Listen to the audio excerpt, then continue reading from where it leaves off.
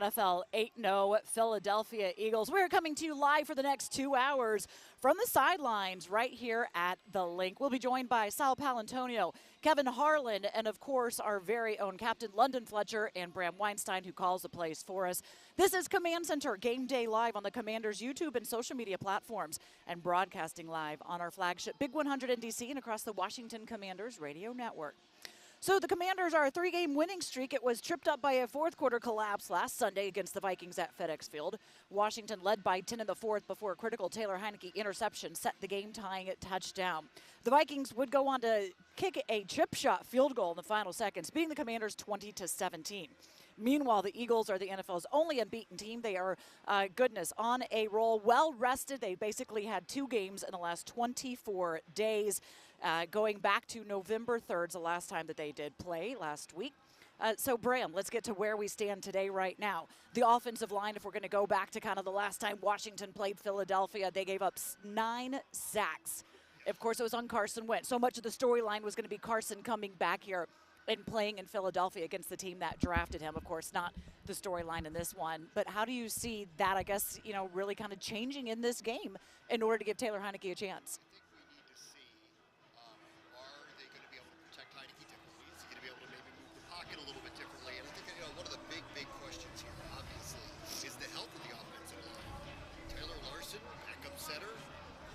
Was missing some practice earlier this week. Andrew Norwell questionable with the groin. I'm expecting both of them to play, but we're waiting to hear, which means they would do second and third stringers in the interior O-line. Jahan Hargrave has had quite a run for the Eagles the last few weeks. They just picked up Robert Quinn. We saw him in Chicago. They really got it kicking on all cylinders, and I think for this team, can they find suitable protection, and can they shorten the game? Because I think, more than anything, expect the run game tonight. They believe that they have an advantage in the middle of the field. Jordan Davis out top. I think they like the idea of getting Gibson, Robinson in the middle of the field, trying to shorten this thing a little bit, try to get a situation where there's just less possessions, I think would be. And they'd like to find themselves in the fourth quarter of a one-score game, as they have been for a month and a half, see if they can pull one out. With their defensive player being out, they were giving up maybe about 3 yards a game. With him being out, they're giving up about 5 on the run. So this should be a game where maybe Washington can get that run game going with Brian Robinson and Antonio Gibson, J.D. McKissic not out here. And, of course, the play that Taylor Heinicke has, being able to use his legs. We've seen him be able to avoid sacks where Carson Wentz maybe was unable to do that, because not too much has necessarily changed on the line. It's just that Taylor's not afraid to get up and run, and they're very well aware of what he can do with his legs as well. Of course, we know Jalen Hurts has the ability to hurt you with his legs as well. Though Washington only managed 8 points against the Eagles in Week 3 and have really kind of struggled scoring points over the last 7 weeks, they're averaging just about 14 points a game. Yeah. You're going to need more than that to go up against Jalen Hurts. They have the second best scoring offense in the NFL, about 28 points a game. Yep, 24 at least in their last 7. So it's just not going to cut it this week. We said this last week against Minnesota. They had to score more than 17. They didn't need much more than 17, but they couldn't quite get it, and they fell short. 17, 15, 14, it's not going to cut it this week. You're asking too much of the defense. This team makes too many big plays. They have the number 3 offense and the number 3 defense. They are the best team in football at the midway point. Things can change, but they are the most solid, well-rounded, best team in football. And you know what? Honestly, if you go back and think about Week 3, and if you go back and watch it, Washington had the most productive rush defense against Philadelphia than anybody in the league to this part so far. They held Miles Sanders to a season low. They held them to 76 yards rushing. You'll recall Jamin Davis and others were controlling the edge with Jalen Hurts. He wasn't able to run the ball very well. And short of a couple really amazing catches by Devontae Smith, A.J. Brown, I think defensively Washington didn't really play that poorly. Their offense really failed them that day. They were incapable of really doing anything in the first half. That was the back-to-back weeks with Detroit. And then in the second half, some of their big playmakers, Jahan Dotson, who's fortunately back tonight, Terry McLaurin, big drops in that game. I'm not sure they would have come back from being out of that hole, but I think that score would have looked a little differently had they completed some of those plays late in the second half. So this team thinks they can compete with them.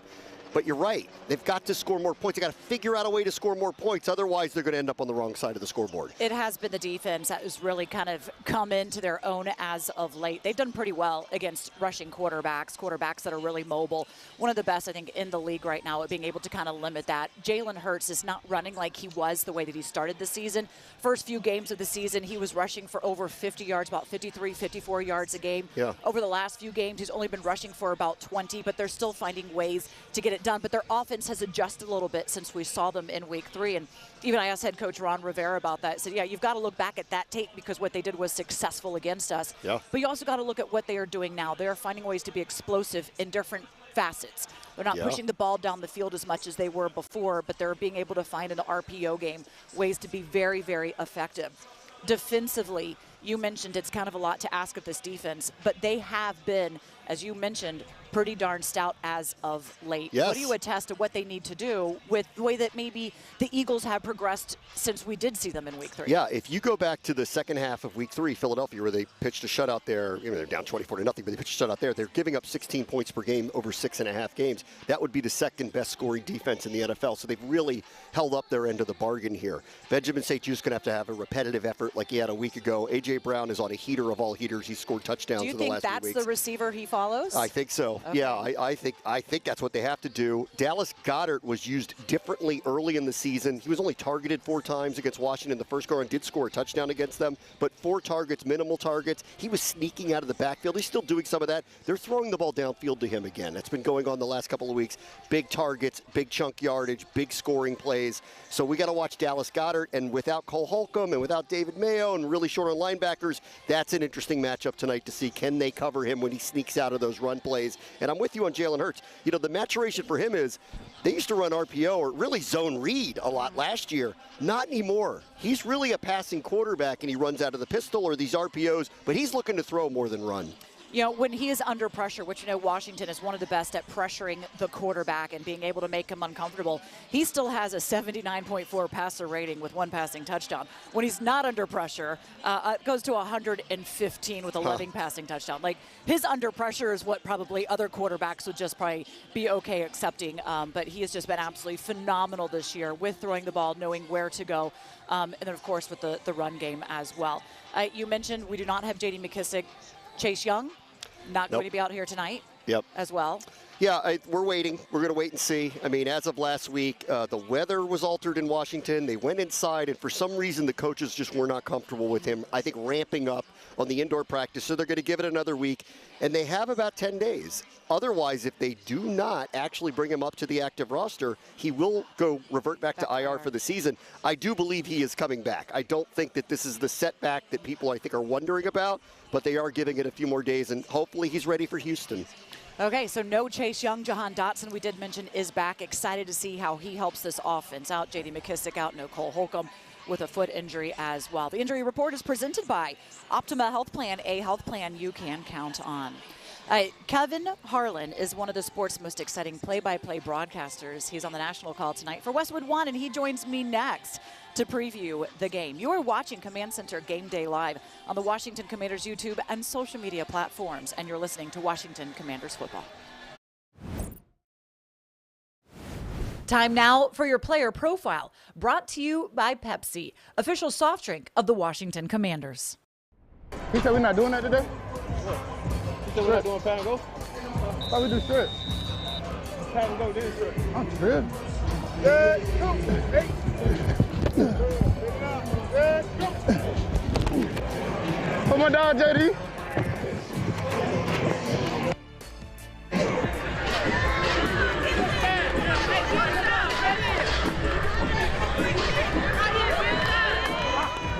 Versus them, who you think I'm with? If it's us versus them, who you think I'm with? That's how you start that show, bro. Come on, let's do it. Ready for the run? He can't put you 1-7. B-Rob, B-Rob! B-Rob, B-Rob! Let's do it. My fault. Hey, I got you. I got you. Push up. Get it. I got you. Damn, B-Rob. I forgot on my job. I've been saying it All day, Coach King. I've been saying it all day. I've been saying I'm mic'd up. Yes, you did. Yes, you did. Yes, no, I've told everybody before, bro. Yes, I did. Man, I told everybody I'm mic'd up. I said I'm mic'd up. That's why Shorty chilling back there. You ain't got me to address her. That's why she chilling. She over there laughing. Delete all that. It's fourth down, seconds on the clock. He hands it off, finds a hole in the middle. Clear, nothing but Brian moves! a touchdown for the win. I can't believe it. Pizza, better with Pepsi. You ever wonder why people are always on their phones? They're banking with Bank of America. Look at this guy. He bought those tickets on his credit card and he's racking up the rewards. She's using Zelle to pay him back for the hot dogs he's about to buy.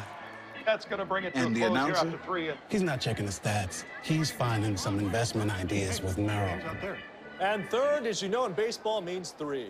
Digital tools so impressive, you just can't stop banking. What would you like the power to do? To build the all-new Honda CR-V Hybrid, we took everything you love about the CR-V and kicked it up a notch with excellent fuel efficiency and greater power for a CR-V unlike any before. Adventure confidently with the most fuel-efficient full-line automaker in America, the all-new CR-V and CR-V Hybrid, part of the Honda line of rugged vehicles. Well, my baby doll gives me special love. It's the kind of stuff. Honey, it's your turn. I'm on cloud 9. Pizza, better with Pepsi.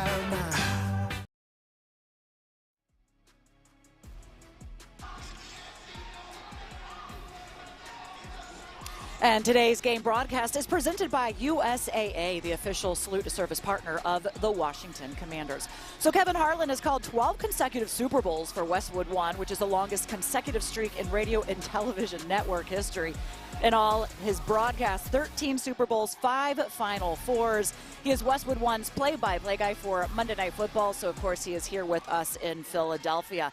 Kevin, great to have you with us. That is a lot of historical moments that you have been present for in calling. Is it even possible for you to have perhaps a favorite game that you've called?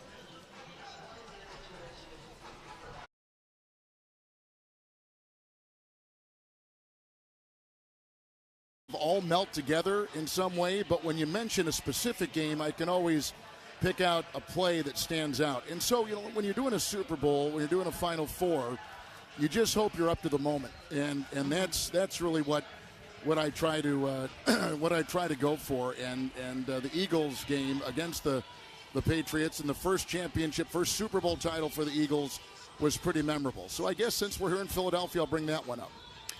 Well, Philadelphia, of course, undefeated Washington, hoping to cause upset. They did do that to an undefeated team a couple of years ago. The Steelers came to FedEx Field at 11-0. Yes. So we're well aware. We believe on any given game day, any given Monday night, there is an opportunity. So we'll see what you're going to be calling tonight. But I know that's the challenge, is capturing that emotion of the moments and the plays, letting them breathe. Of course, one of the best at that. But we're excited to be here. Hope to meet you in person before the night is over. But I want to go to a game that that we just had here on CBS over the weekend. Jeff Saturday gets his start as head coach. He puts Matt Ryan back in as quarterback.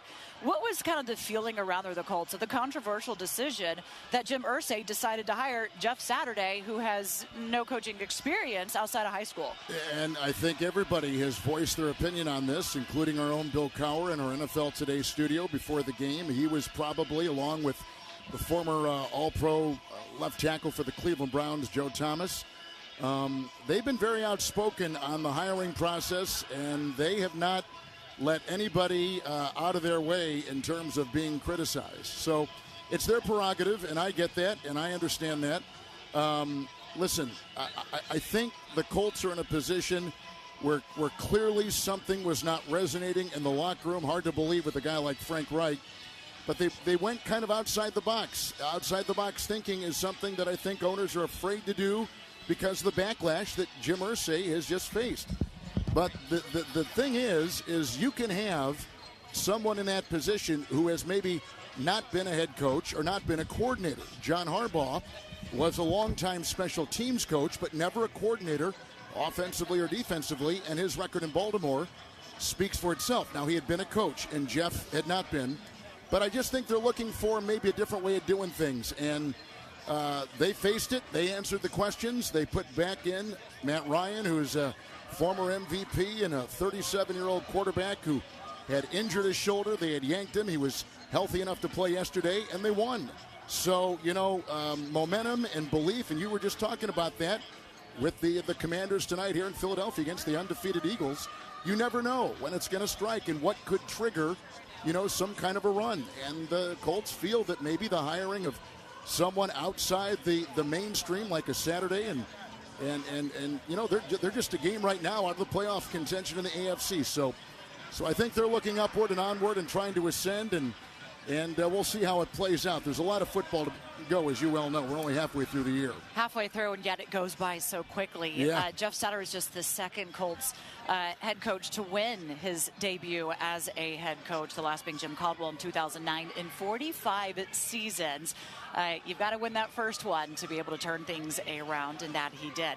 Now, since we are here in Philadelphia, and you just mentioned it, all the Super Bowls that you've called, a lot of teams that have started at this pace, 8-0. I think there's been 27 since the modern Super Bowl era. All of them have gone to the playoffs. I believe 8 or so of them have gone to the Super Bowl.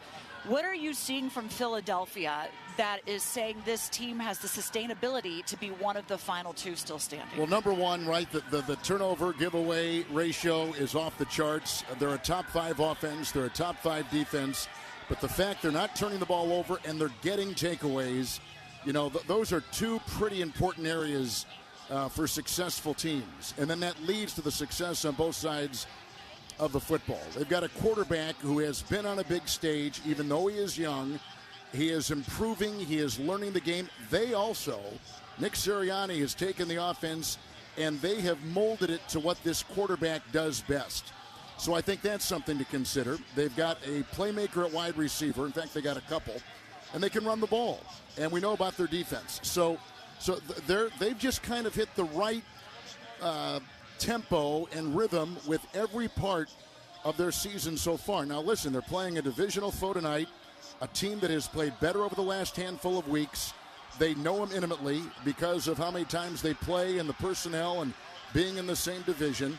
And the Commanders are right now, I think, building some momentum themselves. Mm-hmm. Now, we don't know about the quarterback situation beyond tonight because Wentz is getting healthy and can play pretty soon. But tonight may go a long way for your quarterback Heinicke to see if he keeps the job. So there's a lot of football to go, as we just mentioned. And even though this team is unbeaten, they don't seem to me to be one of the powers where you say, my goodness, they're impenetrable. Because I don't know if that's the case with any team. They're all flawed. It's just that the Eagles so far have not hit a rough patch, and they've not shown any of those flaws. But as we know in the NFL, Julie, they can erupt at any time. We'll see. Kickoff is coming up shortly here. Of course, we will be on the call for Westwood One. Kevin Harlan, thanks so much for joining us. It's a pleasure having you here. Thank you. On the call. Thank you. Great to be on with you, Julie, and good luck the rest of the way. Thank you very much. We are getting close to kickoff here at the Link. Coming up, London Fletcher joins me on the sidelines of Lincoln Financial Field, where we're going to break down how Washington can be the one that causes the upset against these undefeated Philadelphia Eagles. You're watching Command Center Game Day live on the Washington Commanders YouTube and social media platforms, and this is Washington Commanders Football Radio Network.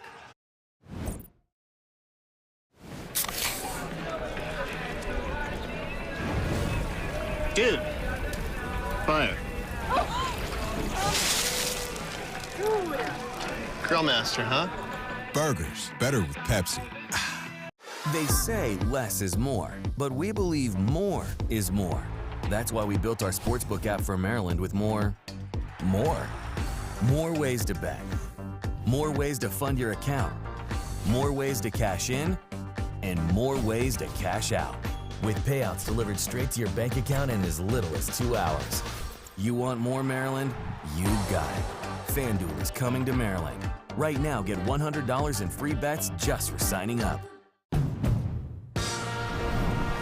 To build the all-new Honda CR-V Hybrid, we took everything you love about the CR-V and kicked it up a notch with excellent fuel efficiency and rear power. For a CR-V unlike any before, adventure confidently with the most fuel-efficient full-line automaker in America. The all-new CR-V and CR-V Hybrid, part of the Honda line of rugged vehicles. Washington Commanders football is back, and so is our BOGO. On game day, buy one large pizza and get a second large pizza for free. Order online or download the app today. Paisanos, official pizza partner of the Washington Commanders. Welcome into the Players Club. I'm London Fletcher. Always my partner in crime, Santana Moss, and we are joined by who I think is the best defensive tackle in football, Jonathan Allen.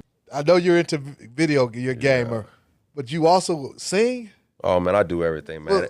God knew what he was doing by not allowing me to really be able to sing. Oh, God knew what he was doing. My wife can't stand me at the house. I'll be singing, humming, playing my piano, playing games, man. I'll be doing it all, man. When I get home, I got nothing left to give, man. I gave it all up here.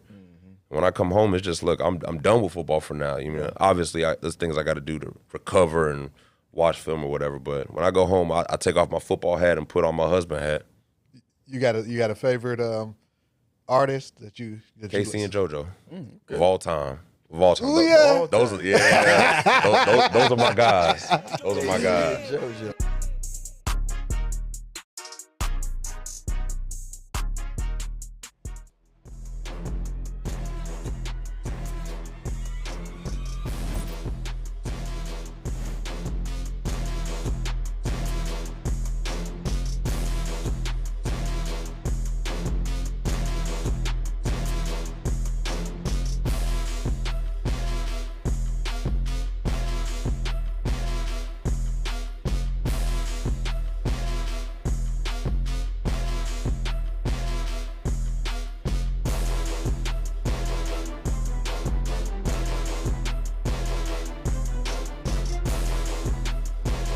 We are getting set for Monday Night Football prime time. The whole world will be watching as the Eagles, yes, we know, they are undefeated. Washington, yes, we know. It's kind of like taking on Goliath.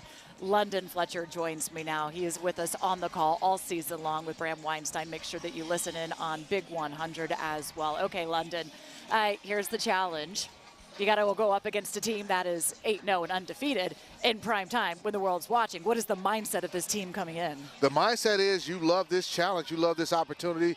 You know everybody's going to be watching, all your peers throughout the National Football League. Nobody really expects us to come in here and win this ball game. For me, when I played, this was the type of challenge that I thrived on, and I feel like these guys are going to embrace this opportunity to go out and shock the world. It is a great opportunity. We have seen Washington be able to have some great surprising moments over the past few years, games that they won that they were not expected to win at all. Of course, the Steelers a couple of seasons ago, the first year under head coach Ron Rivera, maybe going up against the Tampa Bay Bucks last season after the bye week where they'd lost 4 games going into it. So this team knows that chance is there. And of course, head coach Ron Rivera last season was taking on the mantra of David against Goliath and taking that stone and believing that you have the ability to take them down. Now you need the playmakers to do that, right? Right, There's absolutely. one thing to say that you can. You got to have the playmakers. They're getting a big playmaker back tonight, Jahan Dotson. What can we expect from him? Because he's been dealing with a hamstring injury for quite a few weeks. And how can he change the game for Washington tonight? Well, he's a difference maker. He still is tied for the league for our team's lead in touchdown receptions. When you look at Jahan and what he brings to the field, it's a guy that you have to account for on defense. And what that'll do, that'll open up more opportunities for Terry, more opportunities for Curtis, and he'll get his one-on-one matchups as well. The Eagles, I know they're a little banged up at the cornerback position, especially at the nickel back, and there will be some opportunities to get Jahan the football, and hopefully we can take advantage of that. Yeah, he has the team-leading touchdown receptions with 4 TD catches. We know that Carson seemed to be in sync with him a little bit earlier, maybe even some would say more so over Terry McLaurin. Terry McLaurin and Taylor Heinicke have that chemistry, and Taylor mentions and talks about that all the time, that yeah, he's got the reps with Terry that allows him to be effective. And so we'll see how much, you know, and if anything else, he will draw a defender away. And this team has 2 legit cornerbacks back out there. Yeah, absolutely. When you look at the Eagles and their defensive backfield, obviously led by Darius Slay, and then, you know, Bradbury, and their safety, shoot, I can't even think of the name. He came, C.J. Gardner-Johnson came from, he's got came like from 5 the, interceptions, from the Saints. Yes. He's like he played corner for the Saints as well, so he's like another cornerback out there. He's a guy that, you know, those guys, we're going to have to definitely be careful when trying to attack them through the passing game, but you know, I like our opportunities in our matchups in the passing game.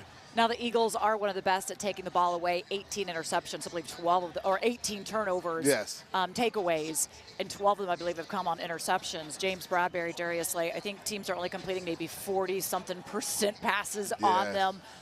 You're not going to be having a very successful night, but all you need is a couple of really big plays and explosive plays to be able to be effective. So the offensive line is going to play a big part in that as well, as they typically always do. When we saw them in week 3, 9 sacks they give up to Carson Wentz. What will be different with Taylor under center, knowing that they can still bring pressure? Well, the first thing is the guys, they have to block better. And, you know, that's first and foremost. There was some situation where guys just lost their individual matchups. I feel like having played the Eagles and that's defensive front already once this season, they have an idea of how they're going to rush them. The ball has to come out faster, too. There were opportunities for Carson to get rid of the football to open receivers, and he held on to it a little bit too long. And also the ability to run the ball more efficiently. If you can run the football more efficiently, that's another way to slow down the pass rushers. If you run the ball, you know, you're running the ball at those guys, that'll slow down that pass rush, but the offensive line has to do a better job of winning their individual matchups. Of course, a lot of that, too, will be coming of the plays that Scott Turner will call. The spotlight is on this offense, as they've got to be able to produce more than they have over the past, especially tonight, if they want to be able to come out with the upset and with the victory. We'll have London Fletcher back a little bit later in the show as well, and again, he's on the call with us. Our pregame show is presented by the Washington Times, the exclusive reporting and proud partner of the Washington Commanders. Coming up, ESPN's Sal Paolantonio knows the Eagles inside and out. Sal Pal joins me on the field here next. You are watching Command Center Game Day Live on the Washington Commanders YouTube and social media platforms, and you're listening to Washington Commanders football. Time now for your fresh takes, brought to you by Safeway, the official supermarket of the Washington Commanders. It is a big one tonight, the undefeated Philadelphia Eagles at 8-0. Washington, though, is a little bit different than the team that they were last time that we faced them. Santana, give us your fresh take for this game. Yeah, I understand the outcome of the first game. I think this game will be a lot closer. Vegas has them as double-digit underdogs, and I think Heinicke brings a little more juice to the offense, and the defense has been playing well enough for this game to be closer than as expected. 24-8 was the score the first time around. I certainly would like it to be much more competitive, as would everybody else out there as well. Okay, Logan. I think Jordan Davis's absence for Philadelphia is going to be absolutely huge in this game. I think everyone thinks of him as being this tremendous run stopper, which he is, but I think him being out will allow Washington to run the football a little bit more effectively. And also, I think it's going to add fatigue to Hargrave and Fletcher Cox and help the Washington offense in terms of pass protection, because a tired Fletcher Cox does not rush the passer well. So add more reps to him by taking Jordan Davis out. I think that bodes really, really well for this group to have a more effective offensive day, to your point, Tana. Yeah, look, Washington's defense has been really playing strong as of late. They are a playoff contending defense, so we'll see if they have a little bit of a different outing against Jalen Hurts this time around in that passing game. It kind of lit us up before, but I'm saying some good communication.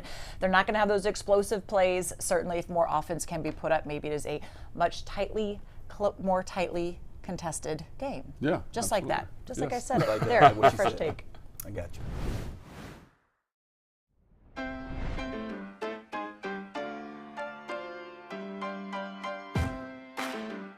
From selecting the perfect produce and triple checking its quality to preparing it for you, we have perfected the art of fresh.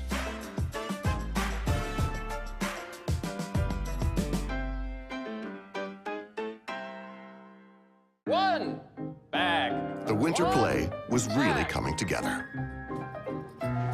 Until disaster struck. Tensions, were high. Luckily, replacement costumes were shipped with FedEx, which means Mr. Harvey could picture the perfect night. We're ready for the holidays, so you're ready for what's next.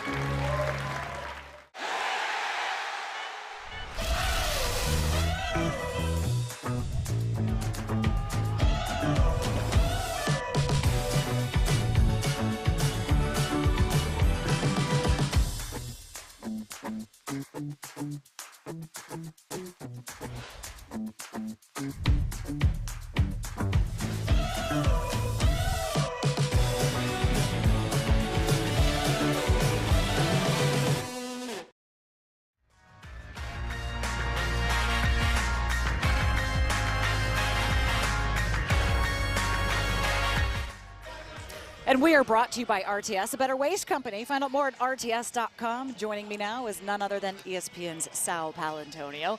Sal's quite familiar with the Philadelphia Eagles and the rivalry between Washington as well, and it's going to be an exciting one tonight for Monday Night Football. Sal, thanks for joining us here. Thank you. 30th year covering this team, believe it or not. Yeah, nobody's counting. Well, not supposed to got really a lot of gray hair this. to prove it. That's okay. It's a lot of wisdom that comes as well. So let me get some of that wisdom from you, and I want to start before we get into the game at hand here tonight.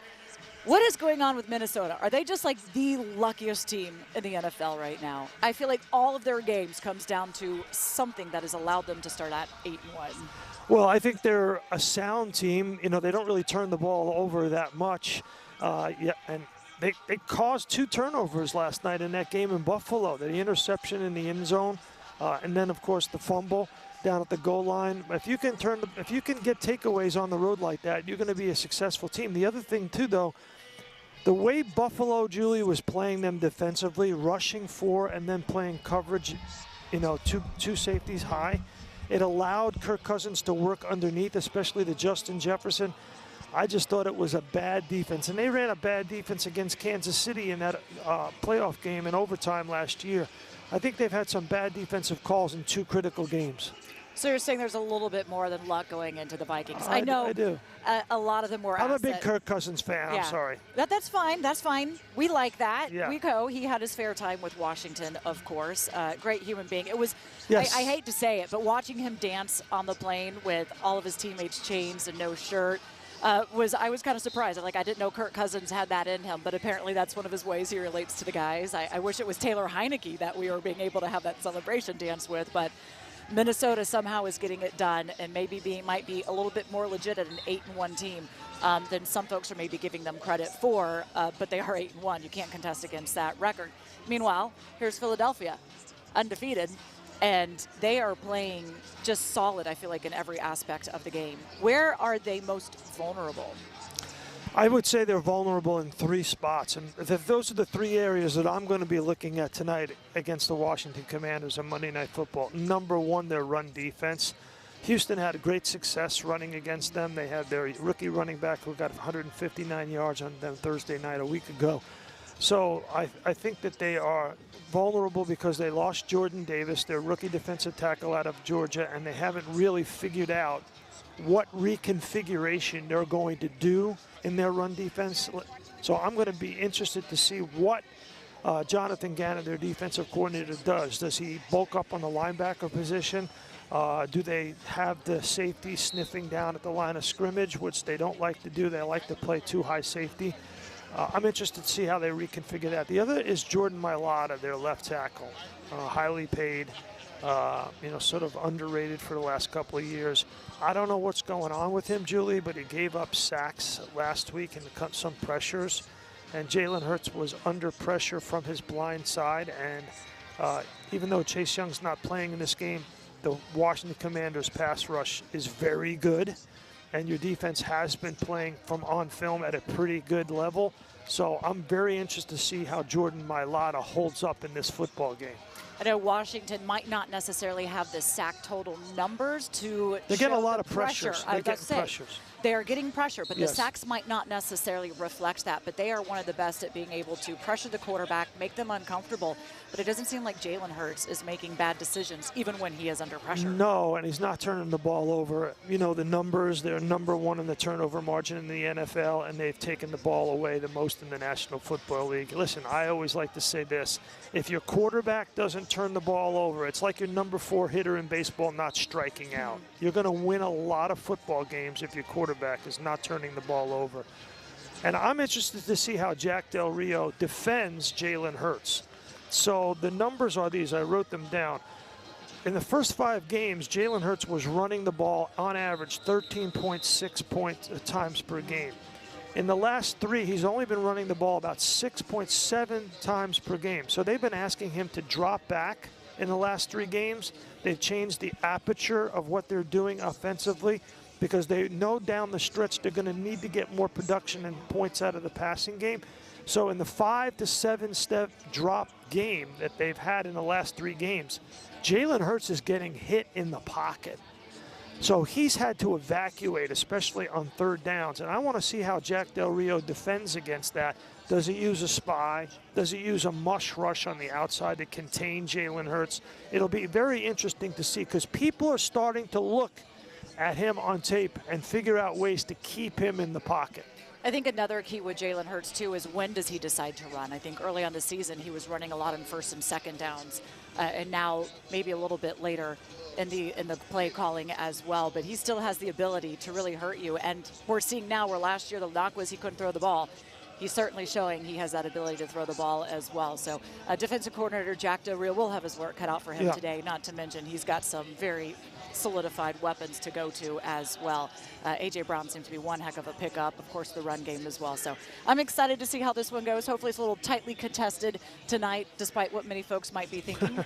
Sal Paolantonio, you anticipating a tightly contested game, or? Listen, I work for the worldwide leader, ESPN, so we want to have a tight, dramatic game. Yes, we keep everybody around till the final few minutes. Washington does like to play in a lot of close games as well. Okay, ESPN Sal Paolantonio, thanks so much for joining us here. Enjoy the game tonight. My pleasure. All right, well, coming up, we are going to get the Eagles' great Mike Quick, who is also on the call of tonight's game for Philadelphia. You are watching Command Center Game Day live on the Washington Commanders YouTube and social media platforms, and this is the Washington Commanders Football Radio Network.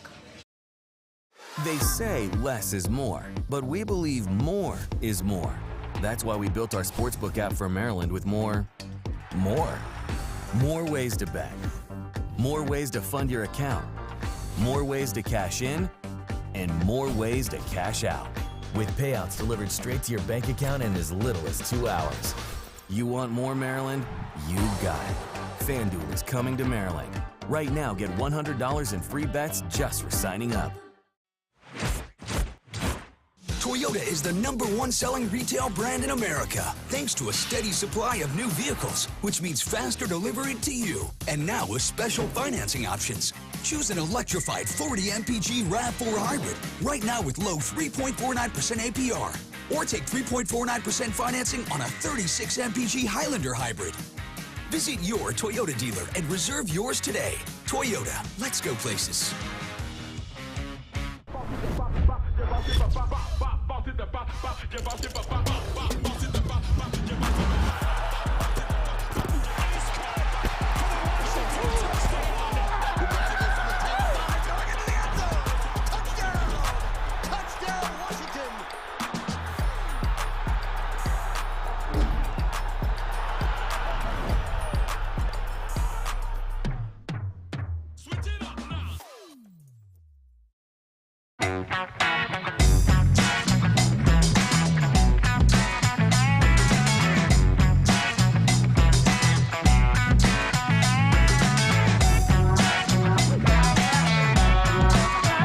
The funniest person on the team now is J.D. McKissic.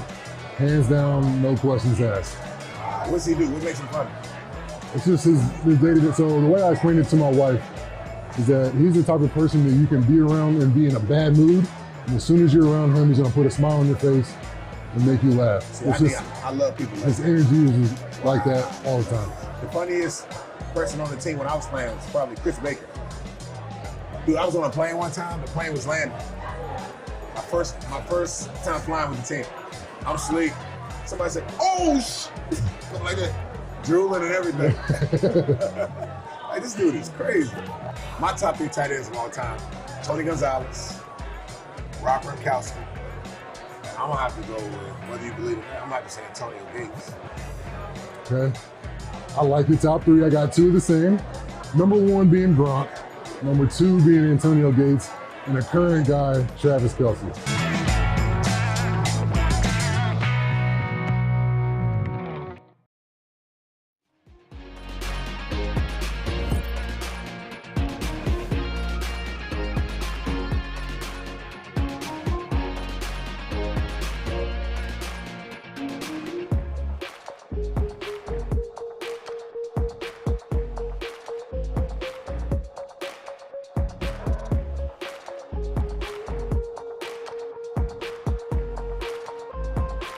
About a deal for football season from Lido Pizza. Get an 18-inch, two-topping Lido Pizza, 8 pieces of cheesy garlic bread, and a half-pound of boneless wings for only $36.99 plus tax. Great call for Monday Night Football. Joining me now is none other than legendary Mike Quick. Started as a wide receiver for 9 seasons in Philadelphia, 5 Pro Bowls, and the first-team All-Pro 2 times over. He's been a longtime partner of Merrill Reese of the Philadelphia Eagles radio broadcast. Glad to have you here with us. Thank you, Jill. Thank you. Thanks for having me. Yes. Little friendly rivalry. Who's going to have the better call tonight on this one? Well, I think a lot of it depends on how well the team that you're calling, how well they plays. I suppose. That has a lot to do with it. I think the fans can always hear in our voices how well the team is doing. I'm not afraid to be a little bit of a homer. Like, I want the team to do well. And, of course, there are times we were talking about London Fletcher joining us in the booth this year as well. There's times he gets emotional. And I'll look over and I'm like, oh, I'm scared of this one right now. I see why he was so dominant on defense for so many years. He gets and he acts out the game as well. Like, he is in the action. But we can only call what they do on the field. That's exactly right. And Fletcher is kind of fresh off the field. So after he's seasoned a little bit more, then you won't see as much emotion, because I've been in the booth now 25 years, and I kind of know how to tamper it a little bit better now. There's been, between the two teams, a lot of games over those years then that break Philadelphia's way, break Washington's way. I think for the past few years it's been a sweep one way or the other throughout the season. Eagles have had the advantage as of late. But what is it about this rivalry and the fan bases that kind of makes it so special? Because this is what the game's about at the end of the day. It really is about the fan base, and I think the close proximity, I think that plays into it. I think the fact that you're just south of us, just a couple of hours, and we have to see you twice a year, every year, and my entire adult life now, it's been a part of my life that I had to deal with the Washington Redskins and then the Washington football team and now the Washington Commanders. I think that has a lot to do with it. Some of the guys, even in the offseason, they train together, they know each other's family, so all of these things are in the play when these two teams get together. I know, like, okay, you can be friends in the offseason and such, but here today, we've got to get down to it. You say your hellos, and then it's time to go to the game, and may the best man win. Look, the Eagles, they've won 9 of the last 11 meetings against Washington, including the last 3 as well, and this team is off to an 8-0 start. Yes. Could you have predicted that this is where the team is? I know Jalen Hurts was asked that, and he goes, do you want me to say no? Like, of course he's not going to say no, but in all honesty, is this team surprising even the team itself? Of course, I knew that this team would be undefeated. Okay. Same answer as Jalen Hurts. No, this team really has surprised me like everyone else. I felt like this is a good team going into the season, but I always knew that a lot depended on the quarterback and the growth of Jalen Hurts. And because he's grown so much and because he's dedicated himself so much to being the best quarterback that he can be, I think that has a lot to do with where this team is. Not only is his performance on the field, but the fact that the guys around him, they see the way he works at it, they see how diligent he is at what he does, and they follow suit. That has a lot to do with where this team is. He has won his last 11 games. That is going over basically 5 months. I mean, the only quarterback in the last 5 years to win as many games in a row consecutively, Lamar Jackson, and that year he went on to win MVP. So Correct. He is in the conversation this year for MVP. Where are they fallible? Well, that's a nobody's figured this out yet. That is a really good question. I see that teams have run the ball on them effectively from time to time. The last week's game, Thursday night in Houston, they ran the ball really well against this defense.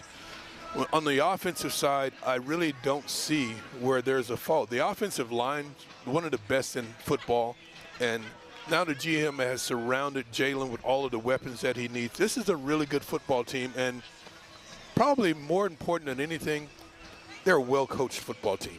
A young coaching staff that not many people had great things to say about in their first year, but Nick Sirianni and what he's done with this football team, he's done a remarkable job, and I have to take my hat off to him every time someone really wants to talk about this team. The job that he is doing is making a big difference in this football team. You mentioned some of the weapons that they have. A.J. Brown, what an addition he has been. Yeah. What is it that makes him so special and in such connection with Jalen Hurts? I just think that he does it all, and Hurts has a lot of confidence in him. So the fact that he can run the slant, he can run the deep ball, and this is one thing that a quarterback has to have in a wide receiver. Confidence in the fact that I'm not going to let you get intercepted. I had that one day, and the quarterback was confident that he could throw the ball in my direction. If I didn't catch it, at worst, it's going to be an incompletion. I'm not going to allow you to get picked, and that's the way he is with him. He makes sure that Jalen Hurts understands that no matter what, the worst thing that's going to happen is we're going to have an incomplete ball. 126 passer rating with A.J. Brown. Yes. That's absolutely outstanding. Of course, Washington with their hands full trying to defend against that. On the other side, we have Terry McLaurin, Jahan Dotson's coming back, Curtis Samuel. What are the receivers with Taylor Heinicke being under center as opposed to Carson Wentz? Of course, we thought that would be the big storyline on Monday Night Football, Carson's return. What will the challenge be for them to be effective in this game? I think if they catch I don't think the Eagles are going to let them behind them because they notice that Terry is scary, and they know that Jahan Dotson, the early part of the season when Dotson was playing, he showed why he was such a high draft pick. The kid is unbelievable.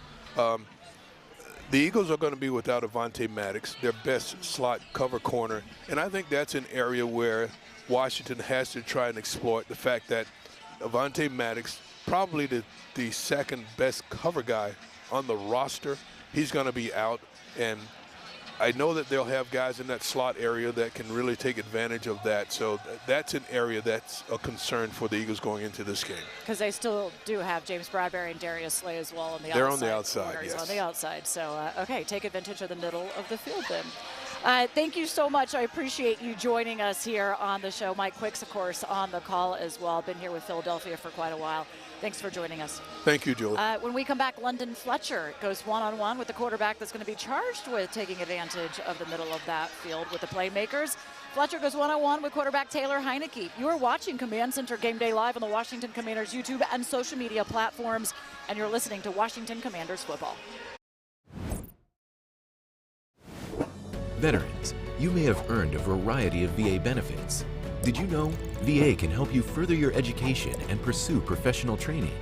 The Home Loan Guarantee Program can help you buy, repair, or adapt a home.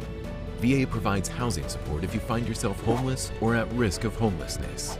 And don't forget world-class health care. Learn more about these and other VA benefits. Visit choose.va.gov.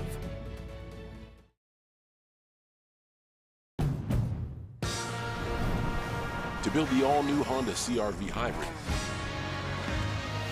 we took everything you love about the CR-V and kicked it up a notch with excellent fuel efficiency and rear power. For a CR-V unlike any before, adventure confidently with the most fuel-efficient full-line automaker in America. The all-new CR-V and CR-V Hybrid, part of the Honda line of rugged vehicles. With the Game of Life scratch-off from the Maryland Lottery, all roads lead to fun.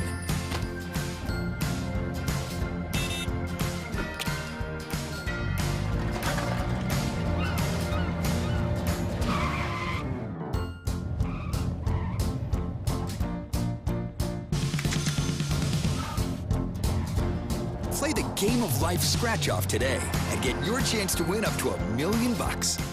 You got married at or in a castle? Yes, sir. This offseason? Yes, sir. 1, congrats, and 2, thank you. What? Like a castle? Yeah, it's a very historical place. It's a castle that was built in the early 1900s for the guy's daughter to get married there first. How about that? Yeah. And it's inspired by the Château de Versailles in Paris, like the castle in France. That and is so cool. Crazy thing about it, my wife found it on TikTok. She, was scrolling through, saw the venue. She's like, I want that. And I was like, what up? And I was like, what up? No, I want that. I said, but no, I want that. Nope. And then I was like, oh, okay, like castle it is. You got the garden like the whole garden, that. and Dude, that so is just awesome, man. And I love the feedback that I got from not only my groomsmen, my family, her bridesmaid. They were like, this was an experience, this was a vibe. We really got to feel it instead of just going. That is really cool, buddy. Yeah, like for obviously a very special and memorable day. That is really cool, man.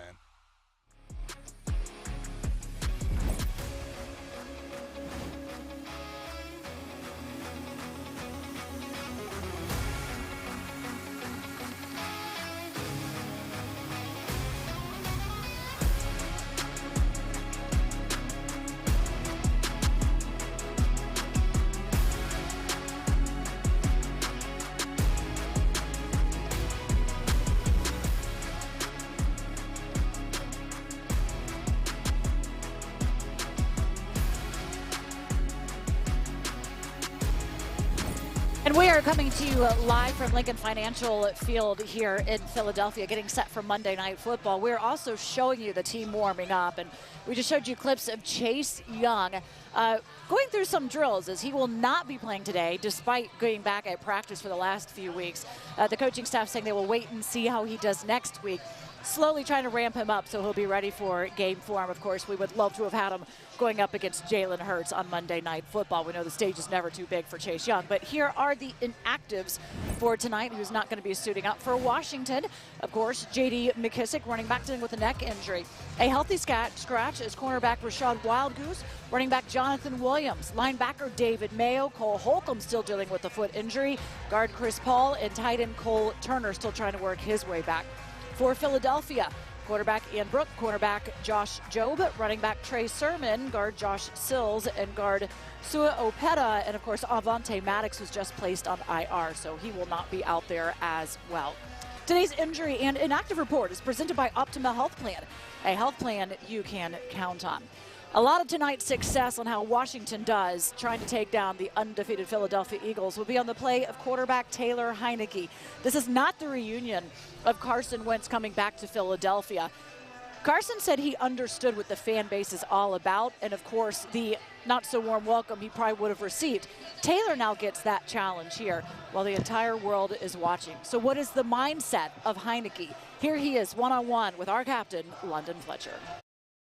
So, Taylor, you've had a couple days to kind of get over the loss to Minnesota, snapping a 3-game losing streak. What has been the message from Coach Rivera as you guys get ready to start your preparation against the Philadelphia Eagles? Yeah, it's a new week, and, we can't change the past. So we got to move on from Minnesota as hard as it was, letting that one slip. We have a great opportunity ahead of us. It's going to be a crazy crowd on Monday night at Philly. We understand their record and, their division opponent. It's going to be a tough one, but, we're excited for it. The Eagles' offense has garnered a lot of attention. As crazy as this sounds, their defense has been one of the, even though they're top 5 defense, they seem kind of underrated. What makes this Eagles defense so tough to deal with? They got a bunch of pretty much Pro Bowler caliber guys on defense. Their whole defensive line is really good. They got that safety from the Saints at the beginning of the year. They got 2 really good corners. So there's a very solid defense. It's pretty simple, but at the same time, they play it very well. It's kind of the same thing I said, a couple weeks back about Indy. They know what they run, and they just run it really well. So it's one of those things that we have to keep the ball in our possession and try and, have long drives on the field. As you mentioned, long drives on the field. We look at our running game, Antonio Gibson and also Brian Robinson Jr. What do you think when you see those guys out there running the football with the aggressiveness and the physicality that they do? Yeah, it's a lot of fun, and kind of put the O-line in there as well. You know, they're doing a great job of getting those guys holes to run through. But, you know, when you hand the ball off to B-Rob or AG and you kind of see them slip through a hole and do their thing, it's a lot of fun to watch. So I would like to say, you know, a good running game is quarterback's best friend. So, you know, hopefully we can keep that thing going. As you mentioned the environment that it's going to be like in Philadelphia. I played there on a Monday Night Football game. I'm not sure if you've played there before on a Monday night. What do you anticipate this atmosphere being like? Lots of booze, you know, lots of explicit words, but, you know, it's fun. That's why you play the game, to go in hostile environments like this against a really good team and kind of showcase what you got. So, and I have full faith in our guys, and, you know, all the guys are excited for the opportunity. I'm going to give you a heads up. You have to be prepared to for the bus to get egged on the way coming into the stadium.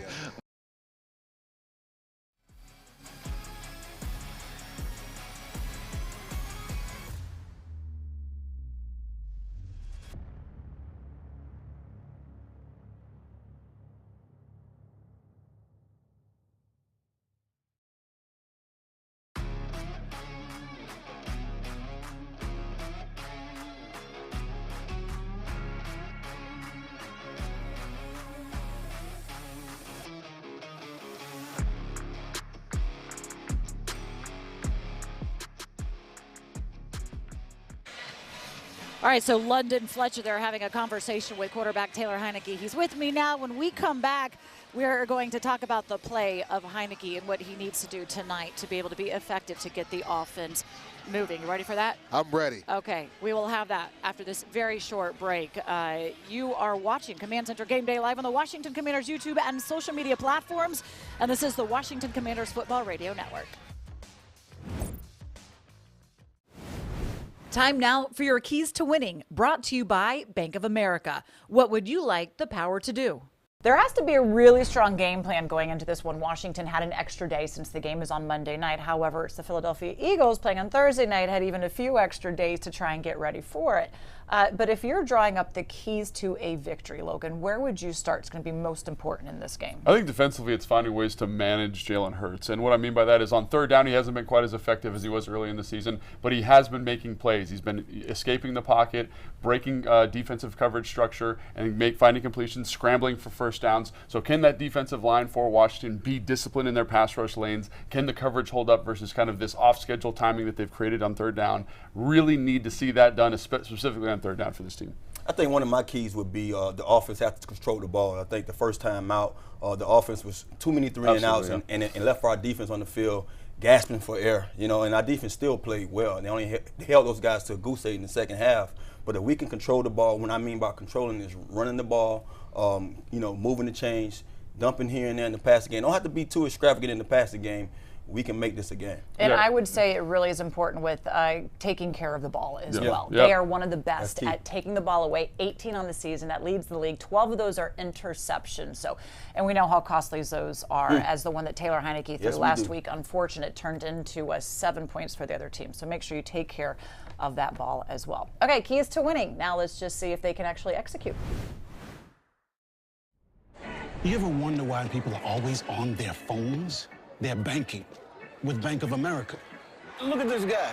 He bought those tickets on his credit card and he's racking up the rewards. She's using Zelle to pay him back for the hot dogs he's about to buy. That's going to bring it to a close here after 3. He's not checking the stats. He's finding some investment ideas with Merrill. And third, as you know, in baseball means 3. Digital tools so impressive, you just can't stop banking. What would you like the power to do? It's 4th down, seconds on the clock. He hands it off, finds a hole in the middle. Clear, nothing but move! A touchdown for the win. I can't believe it. Pizza, better with Pepsi. To build the all-new Honda CR-V Hybrid, we took everything you love about the CR-V and kicked it up a notch with excellent fuel efficiency and clear power. For a CR-V unlike any before, adventure confidently with the most fuel-efficient full-line automaker in America. The all-new CR-V and CR-V Hybrid, part of the Honda line of rugged vehicles. Well, my baby does gives me special love. It's the kind of stuff. Honey, it's your turn. I'm on cloud 9. Pizza, better with Pepsi.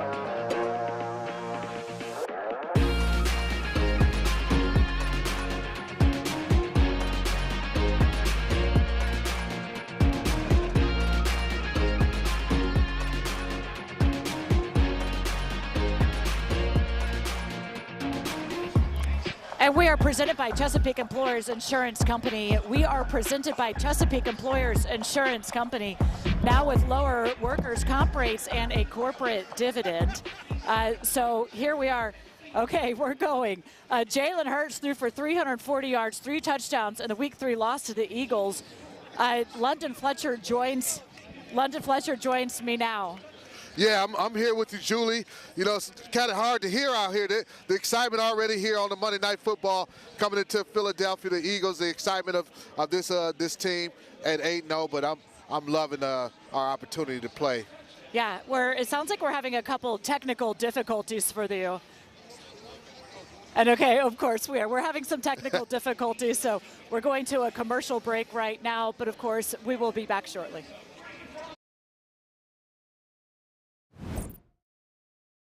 Washington Commanders football is back, and so is our BOGO. On game day, buy 1 large pizza and get a 2nd large pizza for free. Order online or download the app today. Paisanos, official pizza partner of the Washington Commanders. They say less is more, but we believe more is more. That's why we built our sportsbook app for Maryland with more ways to bet, more ways to fund your account, more ways to cash in, and more ways to cash out, with payouts delivered straight to your bank account in as little as 2 hours. You want more, Maryland? You got it. FanDuel is coming to Maryland. Right now, get $100 in free bets just for signing up. To build the all-new Honda CR-V Hybrid, we took everything you love about the CR-V and kicked it up a notch with excellent fuel efficiency and clear power. For a CR-V unlike any before, adventure confidently with the most fuel-efficient full-line automaker in America. The all-new CR-V and CR-V Hybrid, part of the Honda line of rugged vehicles.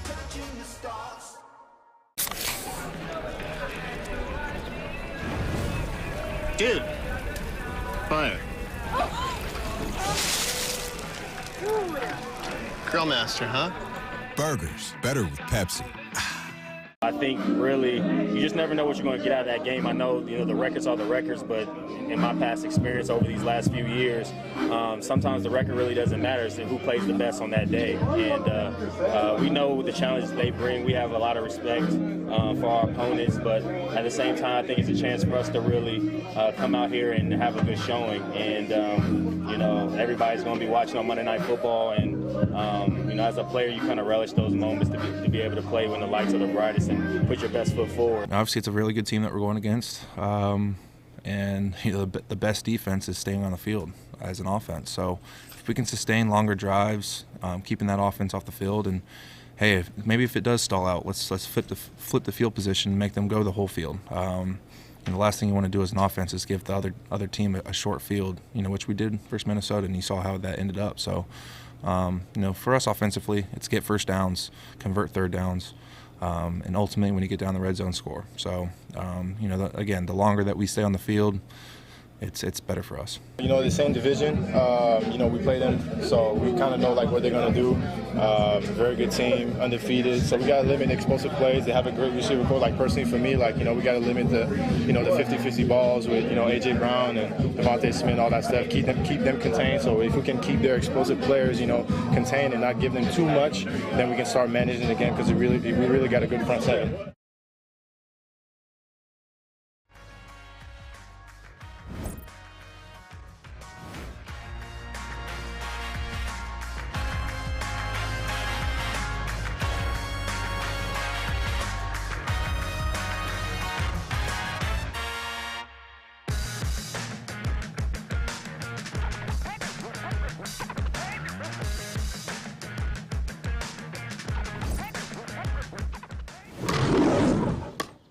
Come on, Mr. Sanders, focus.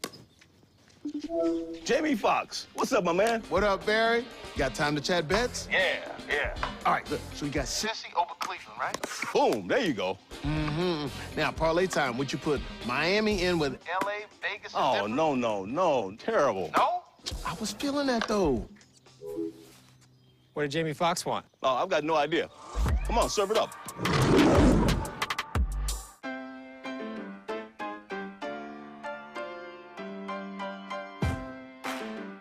From selecting the perfect produce and triple checking its quality to preparing it for you,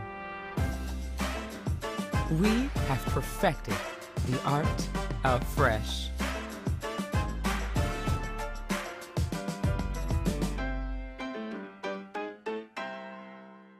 One bag. The winter play was really coming together. Until disaster struck. Tensions were high.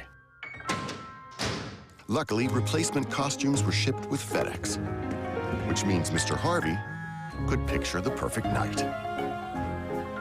We're ready for the holidays, so you're ready for what's next. Time now to go around the league, delivered by FedEx, where now meets next.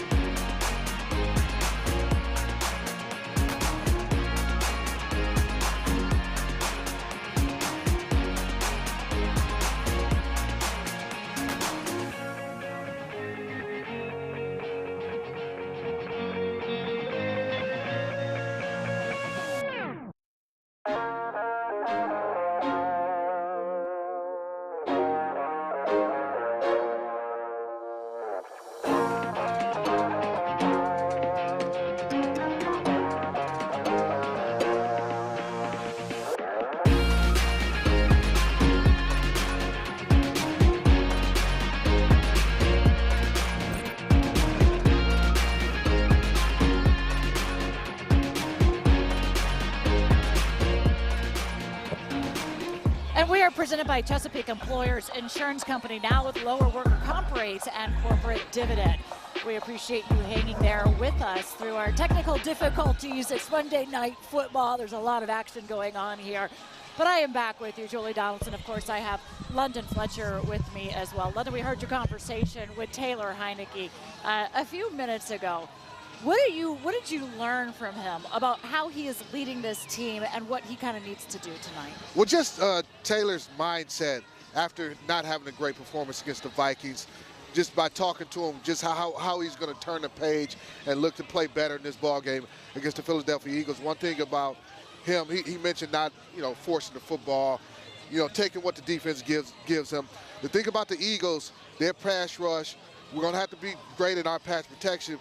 Taylor's going to do a great job of getting the ball out of his hands, and sometimes that means just taking the check down or the shorter completion and keep us in positive situations and keep us ahead of the chains. Given that the Philadelphia Eagles are one of the best at taking the ball away with 18 on the season, 12 of those being interceptions, they will make you pay should you make a poor decision.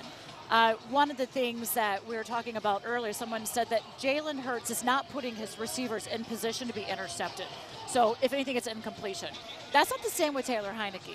He puts the ball in situations, giving his receiver the opportunity to make an outstanding play, but they have to make that play because it is in tight coverage. It could easily be the defender that comes down with it.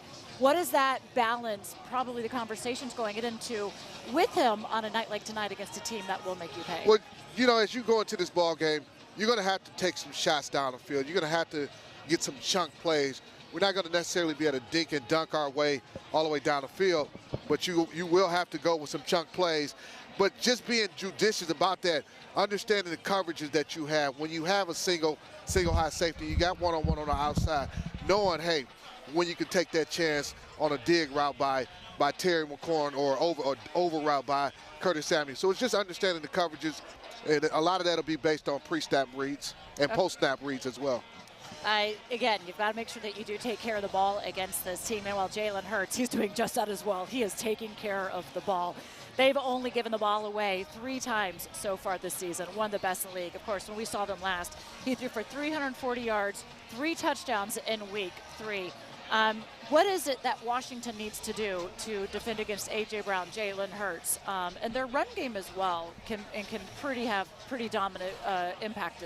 Yeah, I really like the way we defended the run the first time we played the Eagles. I thought that the scheme that Coach Del Rio and his staff came up with was outstanding from stopping the run standpoint. When you look at the Eagles, a lot of their routes are what I call inside the numbers type of routes. Just defending that side of the field, that part of the field, I think will be much better. And they made some plays down the field on some contested catches. That's all you can ask for. Being in phase with those guys, force them to make some tough catches. We do that, I feel pretty good about our coverage on the back end. Benjamin St. Juice last week was following around, and for the past few weeks, like the top receivers. Who is that? Is it A.J. Brown? Is that the guy that we need to be worried about with him? Well, they really, with the Eagles, when you look at them, they got two guys that are kind of your 1A receivers. You know, either one of those guys can go off at any particular time. Now, A.J. Brown has been the guy who's been able to get the touchdowns lately, but you know, Devontae Smith, he's a threat as well. So I'm interested to see what's the mindset that the coaching staff has. Are they going to have St. Juice follow around A.J. Brown, or are they just going to play those guys as they come out?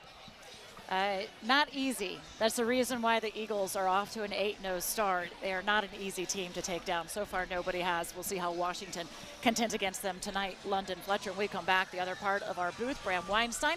He's going to be joining us as we recap a wild NFL Sunday and talk about the keys to an upset here in Philadelphia tonight. You're watching Command Center Game Day live on the Washington Commanders YouTube and social media platforms, and you're listening to Washington Commanders football.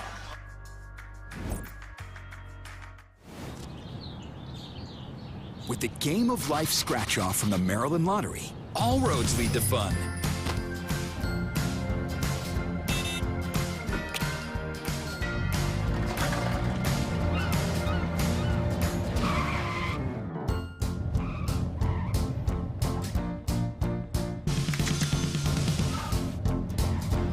Play the Game of Life scratch-off today and get your chance to win up to $1 million. Toyota is the #1 selling retail brand in America, thanks to a steady supply of new vehicles, which means faster delivery to you. Choose a Tacoma right now with low 3.49% APR, or take 4.29% financing on the all-new Tundra. Or check out a 4Runner with the best resale value of any off-road SUV for '22, according to Kelley Blue Book's KBB.com. Visit your Toyota dealer and reserve yours today. Toyota, let's go places.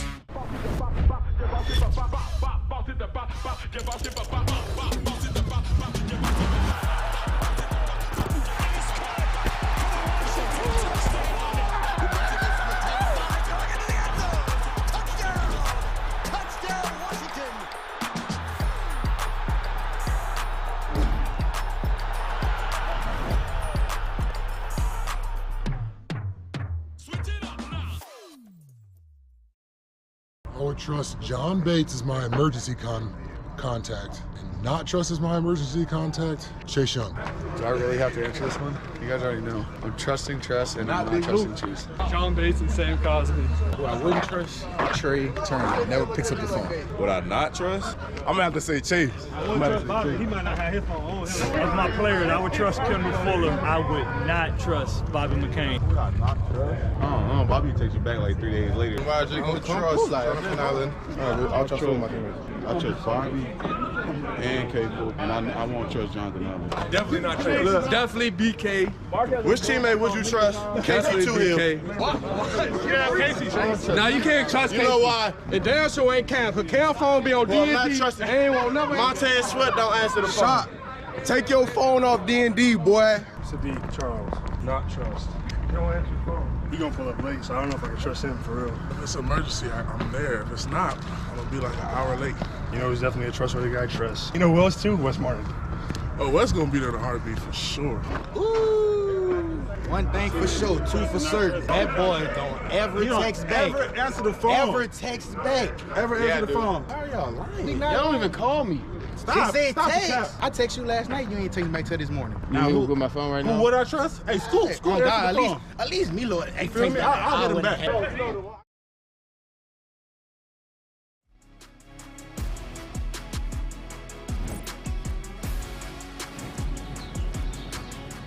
with the Game of Life scratch-off from the Maryland Lottery.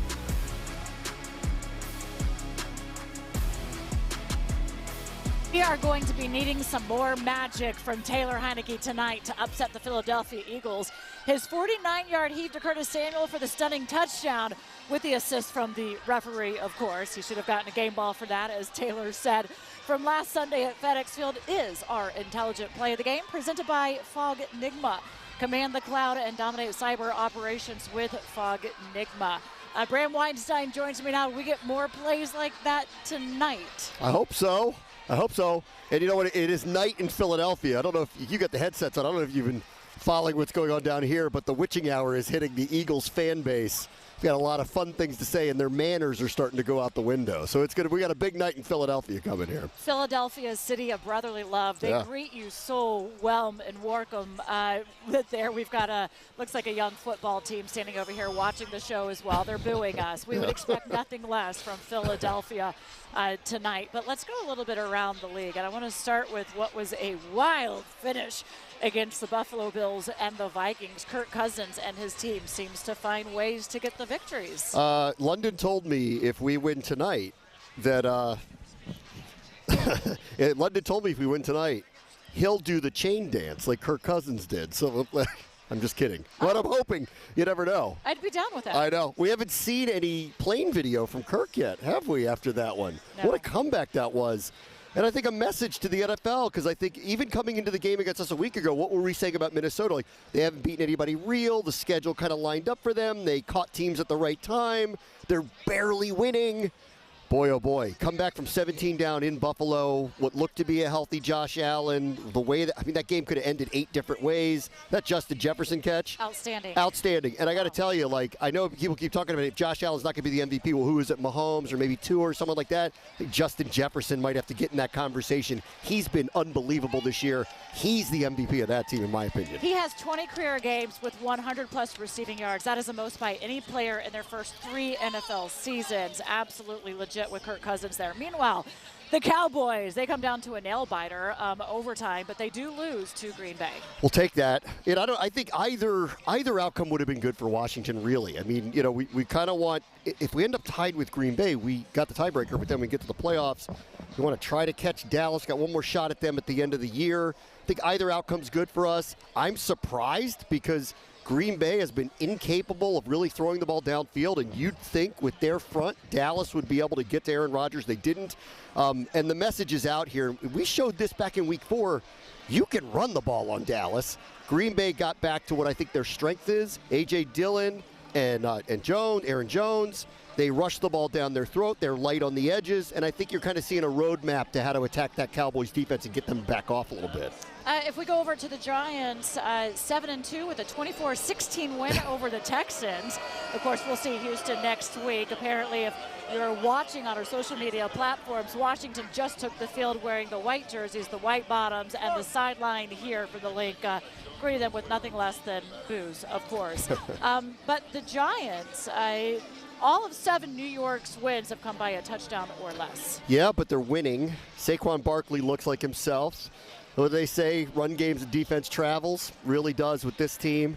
Obviously, this is probably the good, positive surprise of the year in the NFL. If the Broncos and the Raiders are the wrong way surprise of the year, they're one of the most impressive 7-2s I've seen in a while, because I look at that roster and I go, I don't know how they're doing it. We came into the season going, oh, first year, Daniel Jones, is he going to be back? Saquon going to get traded? I mean, what are we talking about here? And at 7-2, I'm shocked. And honestly, it's funny. We might get flexed into a Sunday night game with them in December because of the way that they're playing and what could be on the line. And who would have thought that in the summer?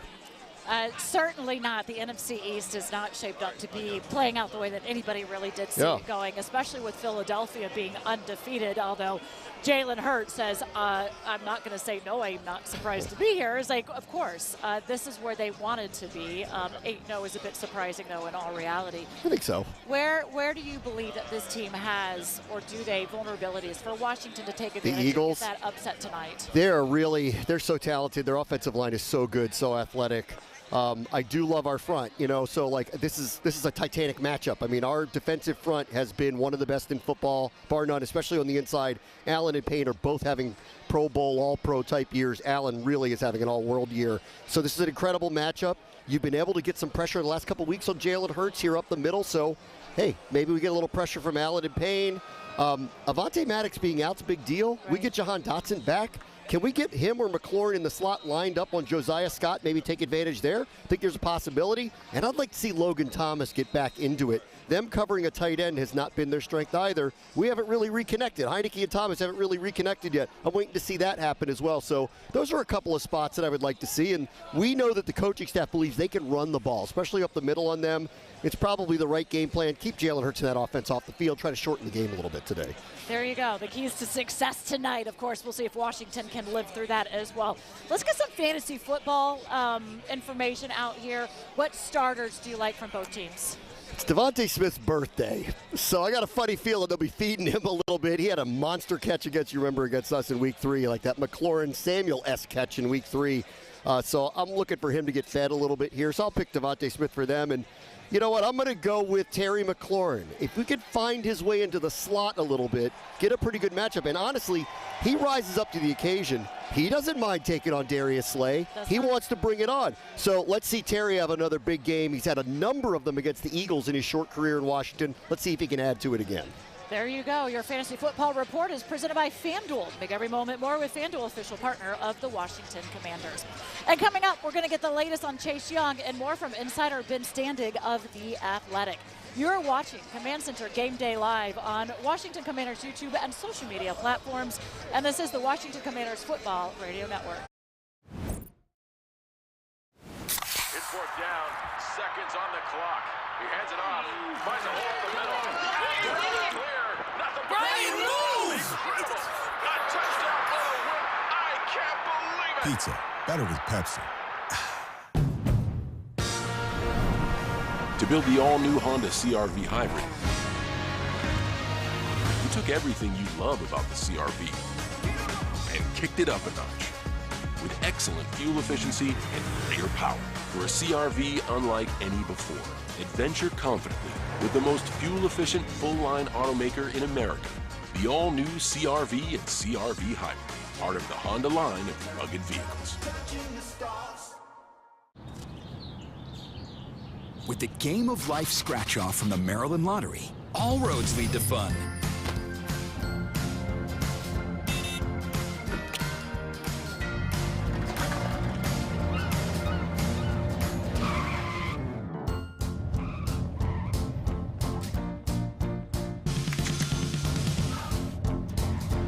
Play the Game of Life scratch-off today and get your chance to win up to $1 million.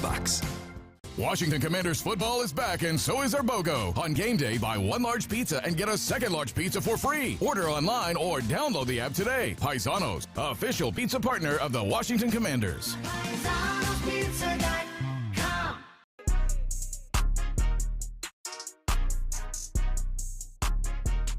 You mentioned him, watching him at Stonebrook High School. You were a big Washington fan growing up. Big Washington fan. I remember I used to come out for the training camp when it was here. I was here when we first got Donovan McNabb, got to meet Chris Cooley, Jamal Brown, all them boys. So it was cool, man. It really was. So when you got drafted here, what was that like for you? Man, it was, draft night was, I don't even remember, man. It was just so many emotions. You have ideas of where you're going to go. I'm sure you guys had it. You had GMs, hey, if you're here, we're going to draft you here. Then they don't draft you, and it's just the ups and the downs. And then by the end of the night, I'm just like mentally just drained. And it wasn't until a couple days later where I was like, man, I'm actually getting to go back home and play for a team I grew up admiring, you know? So be sure to listen to the extended version of the Players Club podcast wherever you get your podcast. Plus, you can watch on Commanders YouTube and Commanders.com.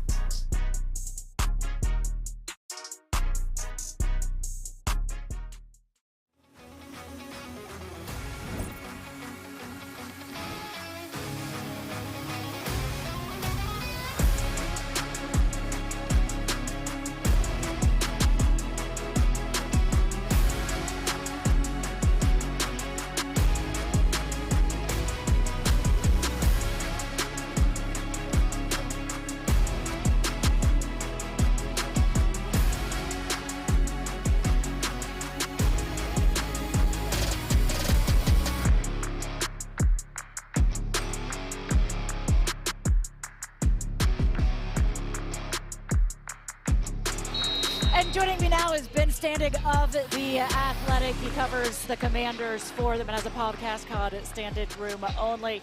Glad to have you here with us, Ben. Monday Night Football. No shortage of storylines, of course, heading into this one. But let me start with a player that many people thought might be coming back. Unfortunately, we will not see Chase Young tonight. What is the latest on him? First of all, thanks for having me. Big, especially on the big Monday night.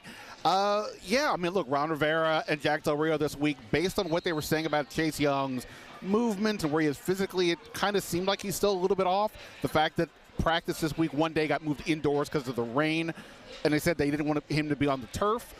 Maybe that's a conversation about turf versus grass, but it also is a sign that he's not all the way back. It is literally today, 1 year ago today, that he had the knee injury. And would have thought he would have been back by now. It's not the case. They still have time to activate him off the PUP list. But we'll see about next week. I don't even know if next week makes sense at this point. Of course, they say, for one thing, that they want to play the long game. They want this to be one of the generation will be here for 10 years plus. So they're not in a rush to try to necessarily bring him back right now until he is that 100% ready, if there ever is really such a thing in the NFL. Meanwhile, we have Jahan Dotson warming up behind us.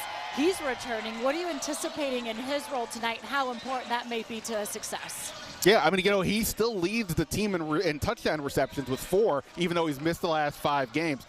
Philadelphia is down their starting slot cornerback tonight. So now with McLaurin, Samuel, and Jahan Dotson, you know, Washington can really present some problems there. One of those guys will be in the slot, and Philadelphia will have a backup there. So this will be the first time we've seen Dotson with Taylor Heinicke.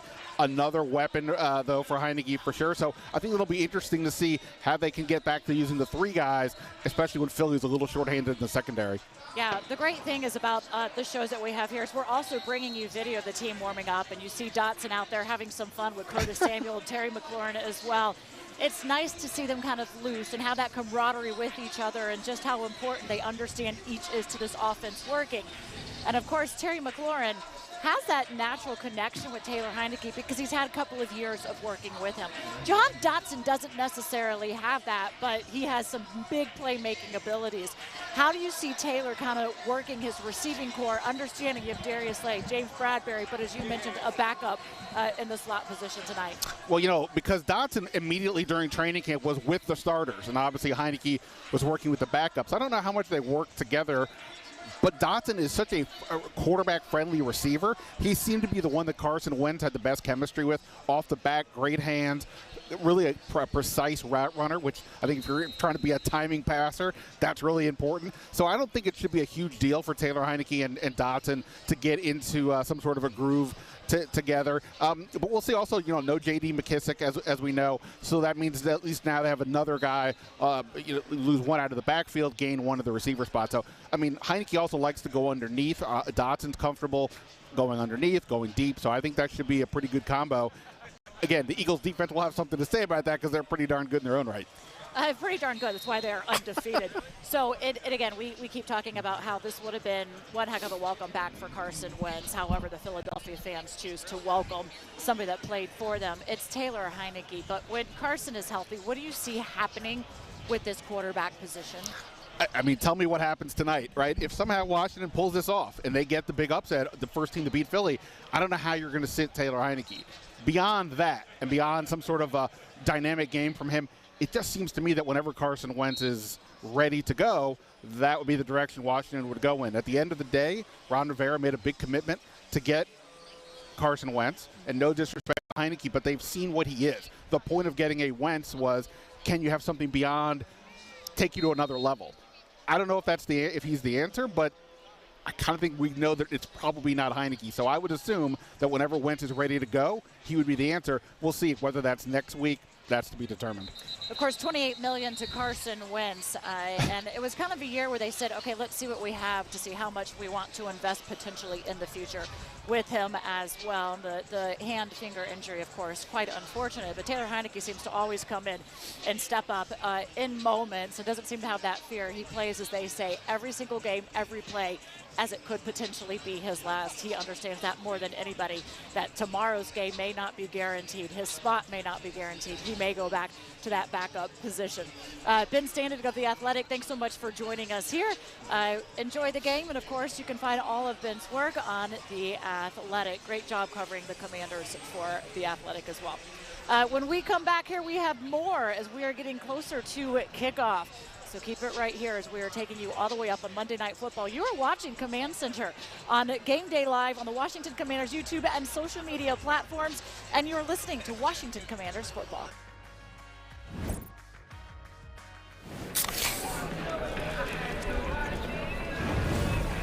Dude, fire.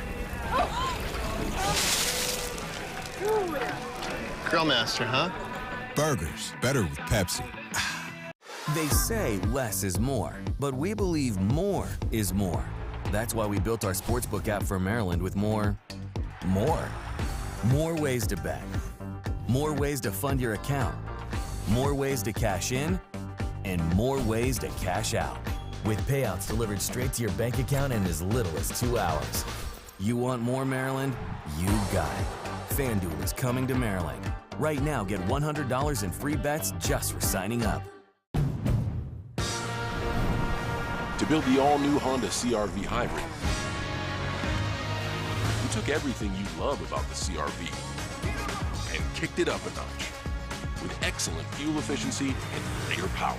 For a CR-V unlike any before, adventure confidently with the most fuel-efficient full-line automaker in America.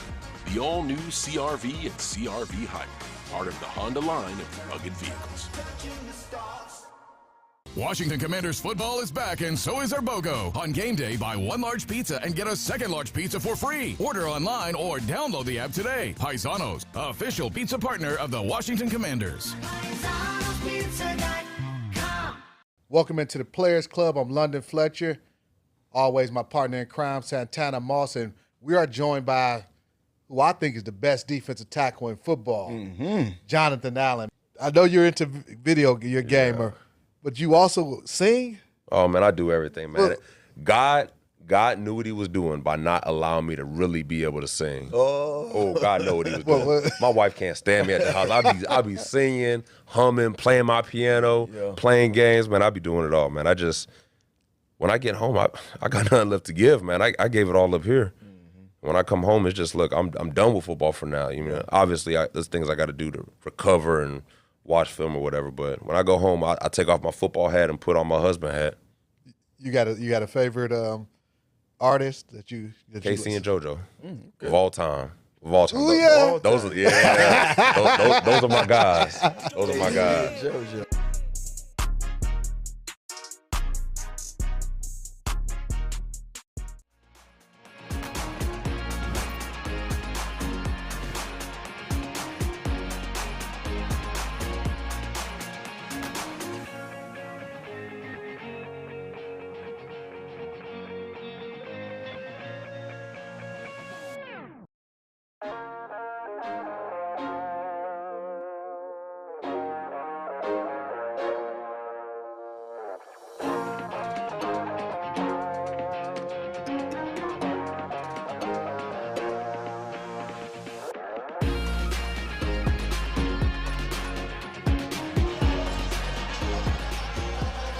Presented by Victory Van Moving and Storage, delivering excellent services for 75 years and a proud partner of the Washington Commanders. So each and every week I have the opportunity to talk to head coach Ron Rivera. You can catch that show on Coach Commands with Ron Rivera at 7 p.m.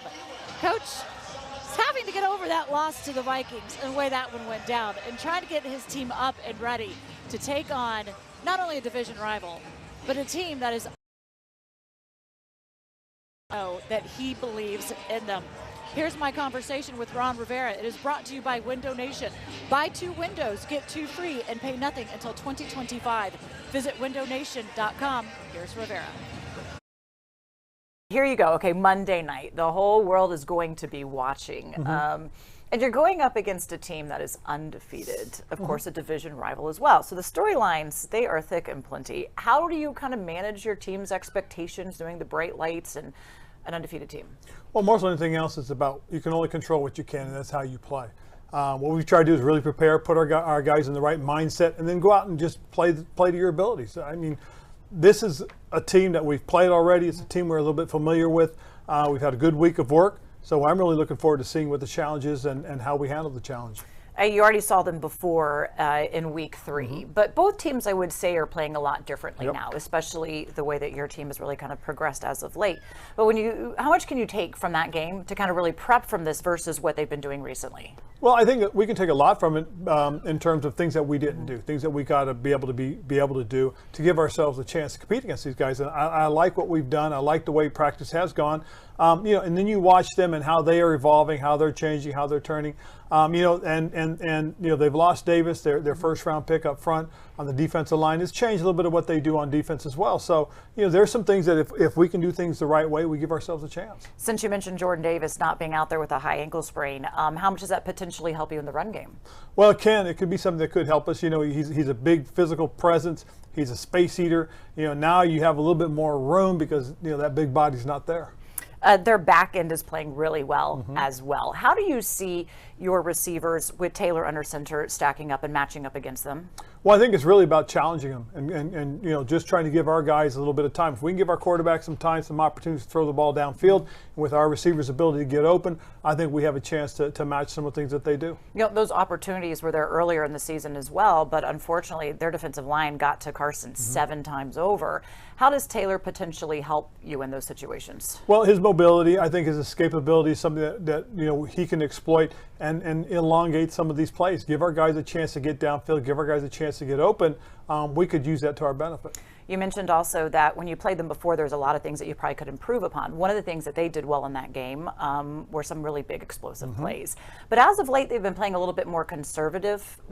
What are you anticipating from their offense in this one? Well, I think the big thing is when you watch how other teams have played them, how they tried to keep the receivers in front of them, not allow their guys to get downfield, contain the quarterback, keep him in the pocket, don't let him make those plays last a little bit longer, because again, when he can hold the ball, his receivers can get downfield, get open, and that's where they're dangerous. You mentioned Jalen Hurts.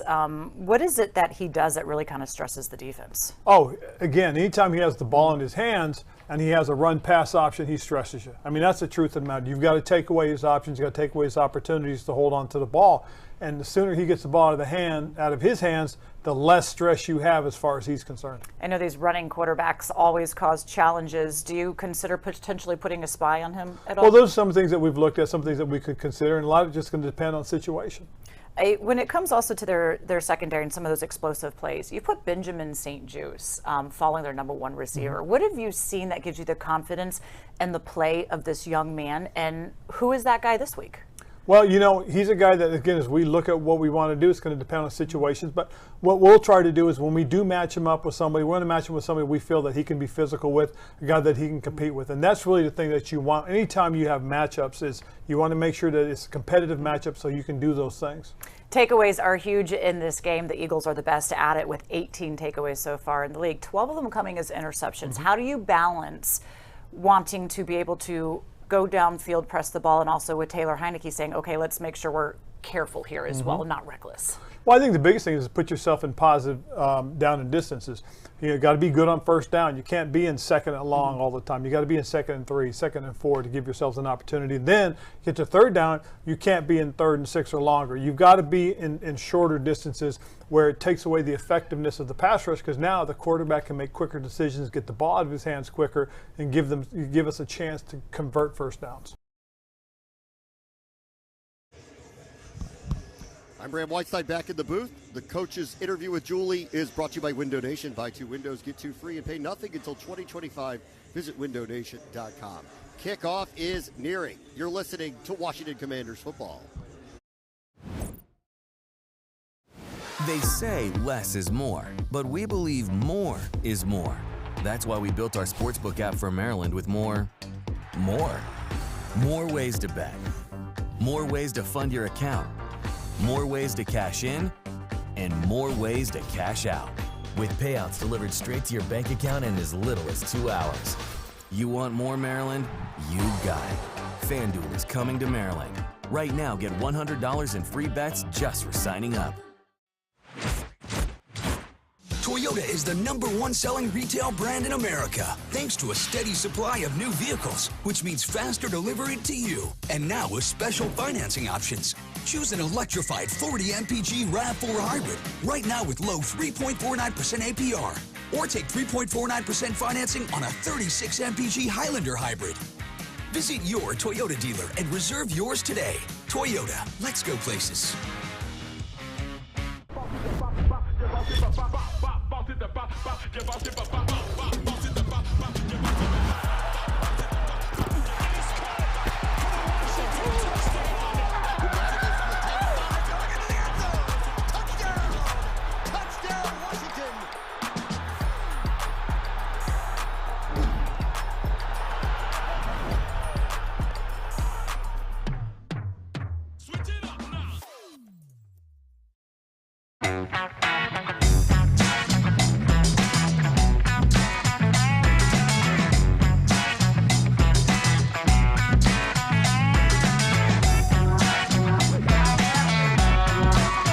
Usually the funniest person on the team now is J.D. McKissic.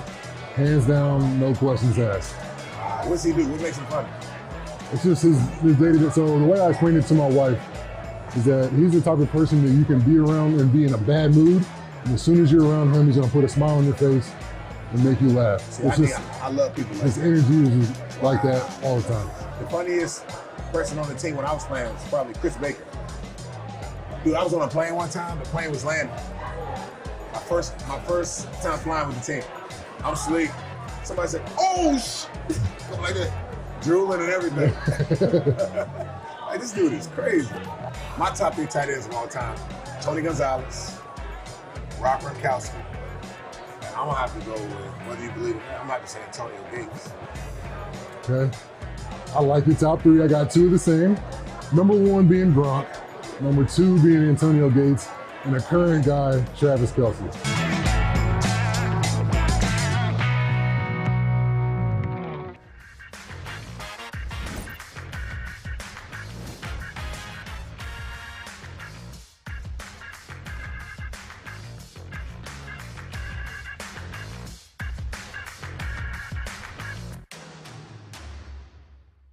Pregame show. Here's Julie Donaldson. And welcome on in. We are getting all the closer to kickoff here at Lincoln Financial Field. Julie Donaldson joining me, as always, on game days is our play-by-play guy, Bram Weinstein, of course, London Fletcher as well.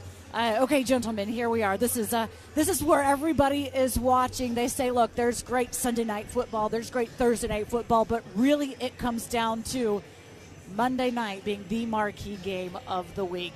Do you agree with that, London? Oh, absolutely. All those other games, you're competing for the most part. Your peers are not always watching.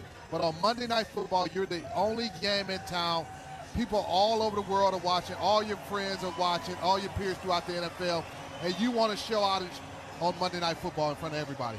11th time these two teams have met on Monday Night Football. Hasn't gone very well for Washington through the years. 3-7 against Philadelphia. You'll recall last year, because of the COVID outbreak in Washington, we were forced into a weird night game on a Tuesday night when we came up here, missing half of the roster. But oddly, in both of those games, Washington was extremely competitive. Garrett Gilbert was the quarterback here. And, for Philadelphia this year, it's not like I think anyone is doubting them, but this is another display game for them to prove that 8-0 is exactly what it is. They have some really unusual attributes about their team this year. Not only 8-0, they haven't trailed in the second half this year. They're top 3 in both offense and defense. They're having a season like Washington had in 1991, when we talk about among greatest teams ever. That's the type of season they're having right now. You had mentioned the turnovers, Julie. They're plus 15. They are the first team in 20 years to have the most takeaways and the fewest giveaways of anybody. They are having a ridiculously dominant season. And you think about all these close games that Washington is in and all these close games that everyone else is in. They're not in those. Week after week after week, they are a step ahead of everybody. And so here's another night for them to show everybody they're as good as everybody is saying they are. You talk about close games. Washington, I feel like that's basically what they are in all the time. London, if we're talking about it, they have not been able to necessarily blow out of team. Their games, the last, I can't remember how many. It's like 5 or 6 games have all been decided by 5 points or less. Last 5 games by 5 points or less. What does this offense need to do? Because they're going up against the number 2 scoring offense. And we know Washington's defense has been limiting opponents as of late, but you've got to be able to have more offense in this game tonight. Yeah, you have to be able to have some points, more than 17 points to beat this Philadelphia Eagles team on the road. We have to figure out, first and foremost, the run game is going to be paramount to us. Being efficient in the run game, averaging over 4 yards a carry by our running backs. That's going to put Heinicke in this offense in a lot more third and short situation. Once we get to third downs, being able to crack the code on the Eagles' third down defense. In that first ball game, the Eagles they played a lot of zone coverage and took away our initial reads for the quarterback. And that's how they were able to sack Carson Wentz so many times. We have to be able to crack that code. And when they try to stop that run, take some shots deep, and complete those passes deep when we get an opportunity. I mean, you literally ask anybody on the coaching staff, and they're all telling you we want to run the ball. I think for a lot of reasons. They want to keep Jalen Hurts on the sideline as much as possible. This has been an extremely explosive offense. They're aware they're having trouble scoring points. They want to shorten this game. They want less possessions, and they want to see Philadelphia hasn't been down in a game yet. What happens if they're down? You don't know how they're going to react. Right. We don't know how they're going to react if they get to a fourth quarter and it's a tight ball game either. Let's see if we can take them into deep waters and see if they can swim. You mentioned Washington has done pretty good defending against the run, and they have really didn't allow. It's the only game that the Eagles have played this season where they did not score over or have over 100 rushing yards. It really kind of kept Miles Sanders in check. I think it was, 72 yards or so that they had when they faced him in Week 3. It was their lowest run production of the season. However, they do have A.J. Brown. They did even Quez Watkins was a challenge for us. Devontae Smith. I mean, he has Jalen Hurts has not just been good with his legs, which is what he was called to be a quarterback to start with, but also he is showing that he can be incredibly accurate passing the ball as well. This is a very different team than a year ago. I mean, last year when they faced Philadelphia late in the season, what Hurts was doing mainly was a lot of the zone read, and he was a trigger man running the ball. That's not what he's doing anymore. They'll do a lot of the read option stuff, but it is for him to throw, and when he does escape out of the pocket, he's looking to throw first before he actually runs. Washington did a very good job against him when he was trying to get out of the pocket, but they are diverse. They have literally at every level weapons that can hurt you. A.J. Brown, Devontae Smith, Dallas Goedert, and a three-headed monster run game that starts with Hurts as well. I do believe, though, that Washington and London, just tell me if I'm wrong about this, but I actually think they run a pretty simple offense. They're just really good at it. They run an extremely simple offense. Bram, when you look at the Eagles, they probably have about less than 20 plays that they really run on a regular basis. They're so simple. There's times where I've seen them run the same play back-to-back, sometimes 3 times in a row, and not even change the formation, which you'll see some teams do. They understand, hey, if you can't stop what we just did, they'll go back to that same play, run it again, and run it again. Very simplistic offense. It's a very quarterback-friendly offense as well, where Jalen Hurts and the RPOs, as far as whether you're going to hand the football off or throw it to a receiver, it puts a lot of stress on you from a defensive standpoint, to be exact. One of those things we have to do is be able to defend that RPO. What is the best way? Because they are one of the best at that. They find that it works out well with the skill set that Jalen Hurts has and the weapons that he has as well. The way I would see it is more about mixing up your coverages. When you're dealing with that RPO, the one thing you can't do is be in such a hurry to stop the run that you allow those windows to develop on the intermediate routes, and he's able to hit the tight end Goddard, or he's able to hit Smith or A.J. Brown in those windows. Doing that from a coverage standpoint, being able to hold back your safeties a little bit, and also I feel we need to take away the inside of the field, inside the numbers, make them beat you on the outside of the field. You know, the interesting one, too, from early in the season, and they've changed a little bit. Ron Rivera talked about this a little bit. You'll see them more out of a pistol formation than they have in the past, but they're running the same plays over and over and over. And I think this goes back to a couple of things. Their offensive line is athletic, well-coached. They can get out in front of blockers. They're outstanding in screen games, all this RPO stuff. Watch Jason Kelsey, might be the most athletic center I think we've seen in a long time. They're very difficult to defend, and when they catch you big. They do. You know, it's to Coach's point about them running pistols or being in a pistol but still running the same plays. It's just more of a window dress type of situation. They'll window dress it a little bit and still run the same plays that they've been extremely effective with. You know, those in-breaking routes, whether it's a slant to A.J. Brown, you know, a fade down the sideline to a Quez Watkins or a go ball to Devontae Smith. And then the run game whether they're either handing the ball off, Jalen Hurts is keeping it, or he's throwing it to a flat, whether it's a tight end in the flat or a receiver coming out to the flat. Very simplistic offense, but they're extremely well-versed at running it. You know, something that's interesting, they've been averaging 90 yards less over the last 4 games of total offense. Reason for that?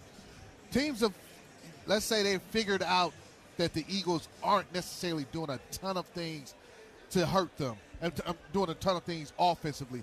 If you can take away the initial, like I said, those initial passing lanes when you're defending the zone read, force Jalen Hurts to hand the football off and be able to stop their run, get off blocks.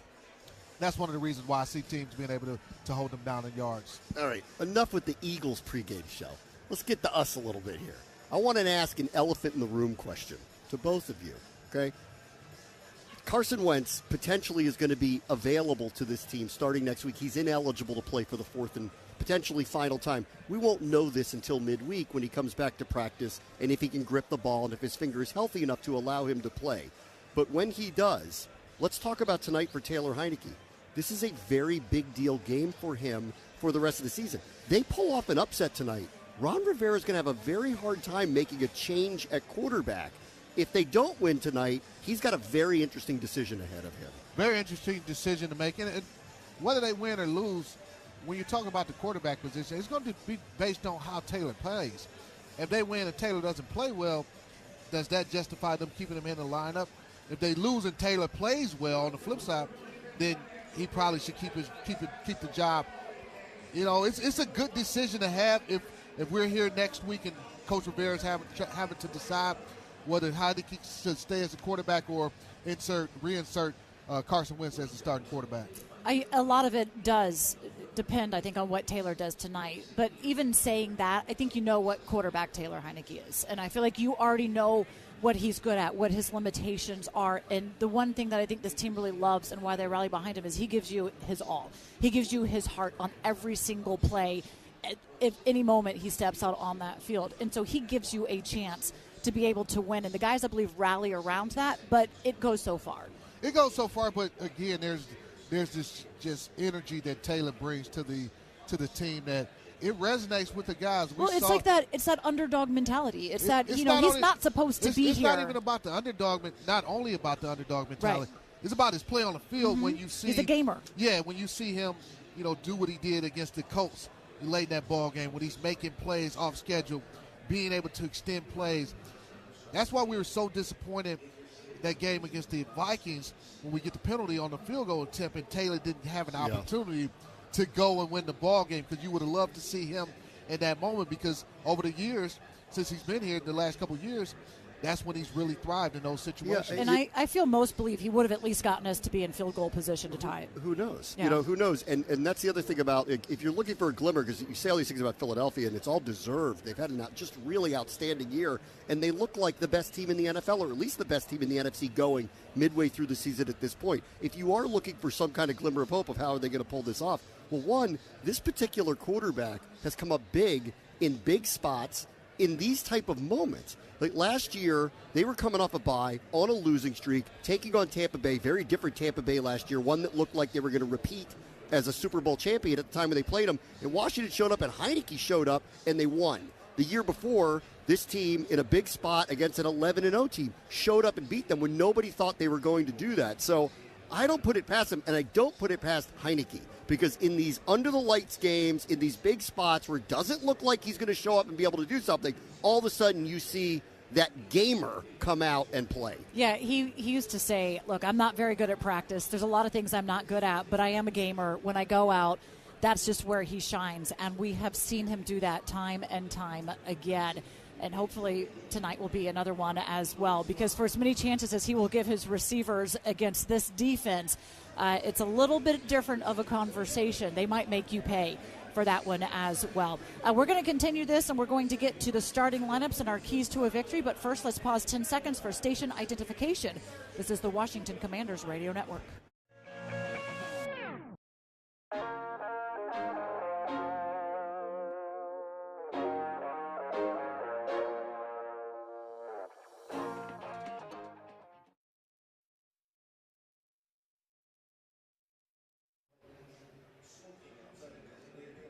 So let's talk about what does Washington need to do to cause the upset and get the victory. Keys to the game are presented by Baldino's Lock and Key, your key to protection. London, where would you start for this one?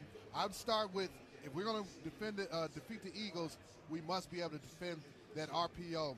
Jalen Hurts is second in the National Football League in RPOs behind only Marcus Mariota. We must be extremely disciplined in our pass coverage, mix up the coverages so we can defend that RPO. On our side of the ball, offensively, we have to be able to dominate in the run game. And I'm talking about getting 4 or 5 yards of carry from our running backs. Dominate the game. You mentioned keeping the Eagles offense on the sideline. And last but not least, protect the football. We cannot turn the football over against this Eagles team. It wouldn't be a bad thing to take the football away from the Eagles and give us some short fields so we can get some points too. They don't turn the ball over much at all, just 3 times so far this season. Meanwhile, 18 turn takeaways, 12 of them have been interceptions. You talk about running the ball. Jordan Davis is not out. When he was in the game, they gave up on average 3.9 yards per carry in the run game. With him being out, they're giving up 5.9 yards per carry. So it could very well be a big day for the run game to take advantage, tire out the rest of those guys on the defensive line because he's not there to really clog things up. Let's now get to the starting lineups delivered by Grubhub. Download the Grubhub app today. Bram. For Philadelphia, you mentioned Jordan Davis. It's a high ankle sprain. That's why he's out. Another piece of news from them, they have a very good nickel corner. Avonte Maddox out. He just got put on IR. He's got a hamstring injury. So there's a young player in Josiah Scott who's coming into the nickel spot, and this is a spot that I'm looking for that potentially could be something they can take advantage of because Jahan Dotson is coming back. First time in 5 games, so all of a sudden they've got these 3 very tough receivers out on the field at the same time, which means Scott's going to get stuck on somebody, whether it's Dotson, McLaurin, or Samuel. The good news is the offensive line is healthy. There was questions about Andrew Norwell, Tyler Larson with groin and back. They're both starting and fine. J.D. McKissic is out once again, neck issue, and I wish Cole Holcomb was back, but he's going to miss his 3rd straight game with a foot injury. Yeah, no, definitely wish Cole Holcomb was playing. But I'd like the way Bostic played last week against the Vikings. He did some good things, and we'll play a lot of defense where we only have 1 linebacker on the field. Go to our 5 defensive linemen front and put safeties down in the box to help stop this run against the Philadelphia Eagles. Jahan Dotson being back, I think, could be something that's quite significant. There's been a lot of attention on Terry McLaurin, but we've seen Taylor is not afraid to give his guy the opportunities. Terry, Curtis Samuel, some amazing catches. Even Dax Milne got in with his first passing touchdown last week as well. Jahan Dotson been dealing with that hamstring injury. How much will his addition help being back? It's going to help a lot. Hopefully he's 100% because he's a difference maker. He leads our team in touchdown receptions with 4, and he's missed the last 5 ball games. So that just shows you how efficient he was in the passing game in terms of scoring touchdowns. He's going to also open up the passing game more for Terry and also Curtis Samuel, and maybe we even get something out of the tight ends. We haven't gotten a lot out of our tight ends lately. The thing about we haven't had a chance to touch on this with Taylor a little bit. He can't try to do too much in this ball game. Oftentimes when you play in big games, whether it's Monday Night Football, playoff games, things like that, there are players that have a tendency to try to do too much. So not trying to force the ball down the field, taking what the defense gives you. If it's a check down, take the check down. And it's not a bad thing if we have to punt at the end of a possession or we're kicking the ball at the end of possession. That's what I'm looking. I want to pay attention to is Taylor trying to do too much early in this game. The feel I get from the coaches when you talk to him is they're taking the ball out of his hands and they're going to run the ball. And they're hoping for a lot of 3rd and shorts and get the ball out of his hands fast. And I don't know if that's a trust factor or not, or that's just a realistic viewpoint of this game, they don't think they can score enough to keep up with them. If they get into a shootout with this team, they've got to shorten the game tonight. Talk about a shootout. Washington's been averaging just about 14 points a game so far. Meanwhile, the Eagles, they are putting about 28, second highest scoring offense in the NFL as well. So I'm not sure how much of a shootout there is. Of course, we know Washington's defense has been pretty stingy as of late, though. I started to laugh when we mentioned shootouts. I don't know if you guys remember when I said we were going to have an offensive explosion in that Thursday night game with the Bears. It was 3-0 at halftime. We were afraid it was going to be a shutout of the game. I said it was going to be fireworks. Fireworks. Right, at the halftime show. I was convinced it was going to happen last week against Minnesota's defense, and I was surprised that was the number they ended up with.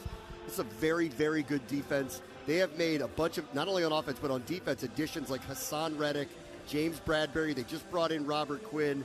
I mean, they are locked and loaded for a big run here this year. They really are. I mean, you look at it, you just have to take your hat off to what they've been able to do from a personnel standpoint. You know, you really think about them adding Jahan Hargrave a couple years ago in free agency. He's really, to me, kind of been the unsung hero of this defensive front. We talk a lot about Fletcher Cox, and we've talked about Hassan Reddick and Slay because of his ability to do things. But Jahan Hargrave, I think he's the number one guy we got to get blocked if we're going to have success running the football. Yeah, he has 6 sacks as well, being able to get to the quarterback this season. 3 of them, though, 5 in the last 2 games, 3 of them coming last week against Houston. So not just stopping the run, but he can make it a little bit uncomfortable for your quarterback as well. It's 39 degrees here, a very clear evening in Philadelphia. It's a bit chilly. Fortunately, I have some hand warmers here as well as we're adjusting to this. The stands are starting to get full with plenty of green here, as this is in Philadelphia, but it is Washington that is hoping to get the upset. How much of this, Bram, do you think comes down to coaching? I want to see what Scott Turner does tonight. I mean, I think there's been a lot of questions about game planning and what they're coming with and exactly what they're good at. It's interesting that we're in the middle of the season, and I'm not really totally sure that we know. Like, the Eagles know what they're good at, and they run these plays over and over. Do we know what we're good at yet? And I think we're still trying to figure that out. We have a lot of weapons and a lot of options, but what you don't see is kind of any fluidity to the offense, and it's not really certain, like, exactly what it is. Defensively, I got to tell you, like, I know Jack Del Rio took a lot of heat, last year and then heading into this offseason. Their defense has been outstanding and missing a number of people. Since the second half of the first meeting against the Eagles, so 6.5 games, they're giving up 16 points per game. Like, that's the second best scoring defense in the NFL. They're missing their leading tackler.